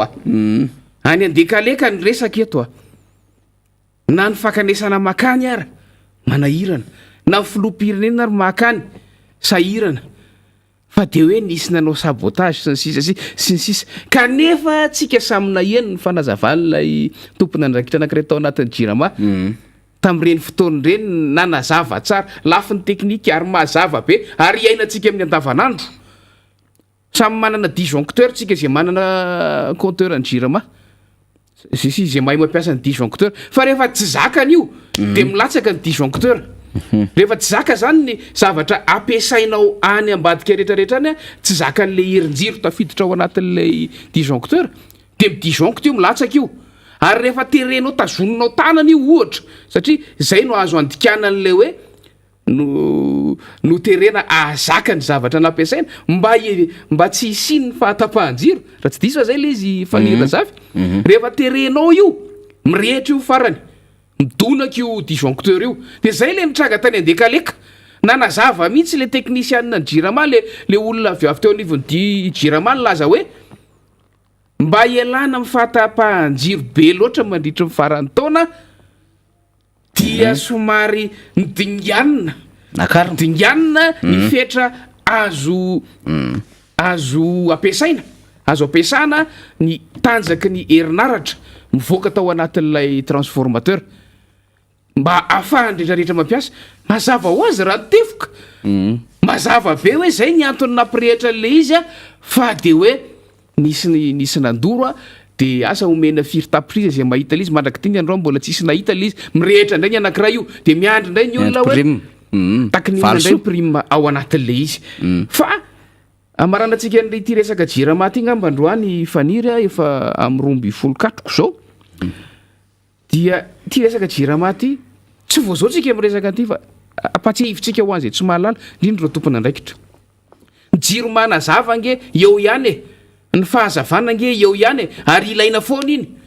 ary ao anatin'ilay rafitra anarysisa amin'ny maka ho azy nge efa samy manao zay ampazava ny tanàna ny olona zay manana an'le fahafahany e fa mampiasa solaire mampiasa éolienne sisa efa tsy miandry an'izany jira mazantsony ho an'ny fanazavana fa io nge fototra ivelomana sy azon'ny vahoaka vola e amin'ny sehatra maro dia maro dia maro tsy sehatra industrialy ihany fa sehatra artisanal maro mpanao soudure mpanao volo mpivarotra trondro mpanao cyber café sy sisa fototra ivelomana sakafo hoanina isan'andro ho an'ny tokantrano maro dia maro eran'ny Madagasikara zany hoe tsy vitany azavana fotsiny ihany io zavatra io fa na izanona tsy zany ary rehefa tsy mihinan-kanina ny olona rehefa tsy mirehitra ny jiro ny anaovany asa fivelomany amin'ny andavanandro de zay le mot-clé de samy matsiaro an'izay président izy an'izay mihinana izy an'izay mazava izy an'izay miasa zay aty maizoka ato anaty aizina tanteraka tsy miditra ny vola tsy miakatra ny toe-karena sy ny sisa ya iny moa tsy isika namorona fa zay zavatra nambarany ihany naverintsika satria nieritreritra ny rehetra hoe tena tsisy tsony zany délestage zany tena ho nofinofiny hoe tantara sisy taloha nisy ohatran'izao de ohatran'izao sy ny sisa de nisy délestage de niodina isaky ny quartier isaky ny fokotany le izy fa ankehitriny tsisy an'izany tsony kinanjo mbola délestage tsy fakahitana satria raha ny vaovao fantatra zany de mitohy le guirlande zay moa fomba fiantso azy le guirlande le jero mipipika zany de mitohy le izy zany a raha le fomba fitantarany olona miaina azy isan'andro ny akabetsahan'ny malagasy zany satria zara fa mandeha raha totaly zany ny tokantrano anankiray ny fandehanan'io jiro io raha ohatra ka ao anatin'ny 4 ora de adiny 4 raha ohatra be indrindra raha totaly zany a mandeha kely de tapaka indray de mijanona de verina kely indray ohatra hoe tapaka eo amin'ny adiny 4 eo de miverina kely atsasaka adiny na adiny iray de ohatran'izany hatranetrany zany hoe le fotoana zay atapahan'le jiro ny betsaka no le fotoana zay andehanany zany de zay mampimenimenina ny rehetra am'izao fotoana zao ka izy moa zany etra mivalala voatango mimenimenina fotsiny le malagasy fa tsisy vahaolana ntsony efa io le izy le gapy kely mba hoe ho atsetsina aty am'le centrale thermique aza bloqué any amin'ny RN2 le fil lourd zany mba ahafahana mampiodina azy donc zany le jirama tsy fantatsika hoe le fil lourd tative tsy nanana réserve sa nanana le izy anjarany rehetra ny mandika an'izany rehefa mandray sy maheno an'le vaovao fotsiny fa mepira isan'andro ny zava-misy am'izao fotoana zao de ohatry ny tsisy vahaolana ntsony le fitondram-panjakana ka tsy fantatsika moa zany de tsika efa nampianariny hoe zay président fa izy moa zany tsy ataontsika an'le anarany zany fa mba ataontsika soiny atsika kely ihany le izy amina fomba hitenenantsika azy tatahaka zao eny ary mamarana ny fandarantsika député Mamy Rabendrina de mamy fotoana indray amin'ny fotoana manaraka eonana aminao everina fa tsy hoela fa ifampizara vaovao mahafinaritra ihany koa ny endriky mifanadiadiana sy mifaneho-kevitra tahaka izao de mino fa alohany tena marana anazy de mba manana tsipiteny ihany ianao satria tsy fantatra na amin'ny herinandro ohatran'izao indray ianao vao tavaverina eto ny fiazakazaka le batso iray le cyclone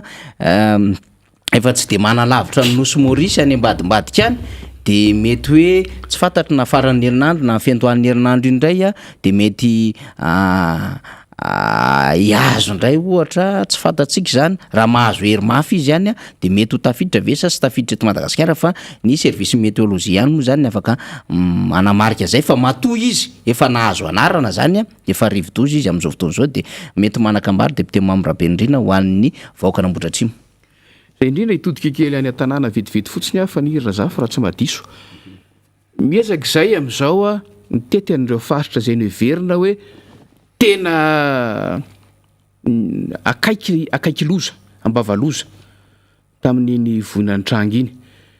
misy anefa ny voina zay mety hoe tsy araka ny eritreretana azy any amin'ny faritra hafa any zay mbola tsy vitanainy nakany noho ny fotoana tsy ampy de eto zay dia milaza amintsika any amin'ny commune rehetrarehetra tsy akanavaka manomboka any avaratsena ka hatrany fiadanana manomboka any Ambatolampy tsy mahafotsy ka hatrany Anjanadorisa mpanotokana rehetra any hoe aza misalasala mihitsy mampita aminay raha misy vaovao maika tokony hifampizarana raha misy filana maika tokony ho ampitaina any anivon'ny tompony andraikitra tsirairay avy zany no asanay zany no andraikitray fa ny fivoarany toedra raha mivona sala am'izao sarotra no mify azy fa araka ny teneniko teo arakaraka ny itsaharan'ny orana mampalimy an'io tany eo ka dia manentana antsika tsirairay avy zahay ary raha misy koa ireo fa tena ambavaloza sanatria hoe mipetraka amina toerana mitatao inona ty izy taluna sala am'izany de mba teny zay hoe aleo miala aloha raha misy ny fanampiana ilaina ny amin'ny fandaminana ampitao aminay ampitao amin'ny be ny tanàna ampitao aminay fa jerena arak'izay azo atao ny vahaolana ao amin'izany satria vonjyaina ity resaka ity aza misalasala fifandraisantsika toy ny mahazatra na io amin'ny telefona na io amin'ny message isan-karazany fa zay aingana indrindra no ataontsika dia miombo-po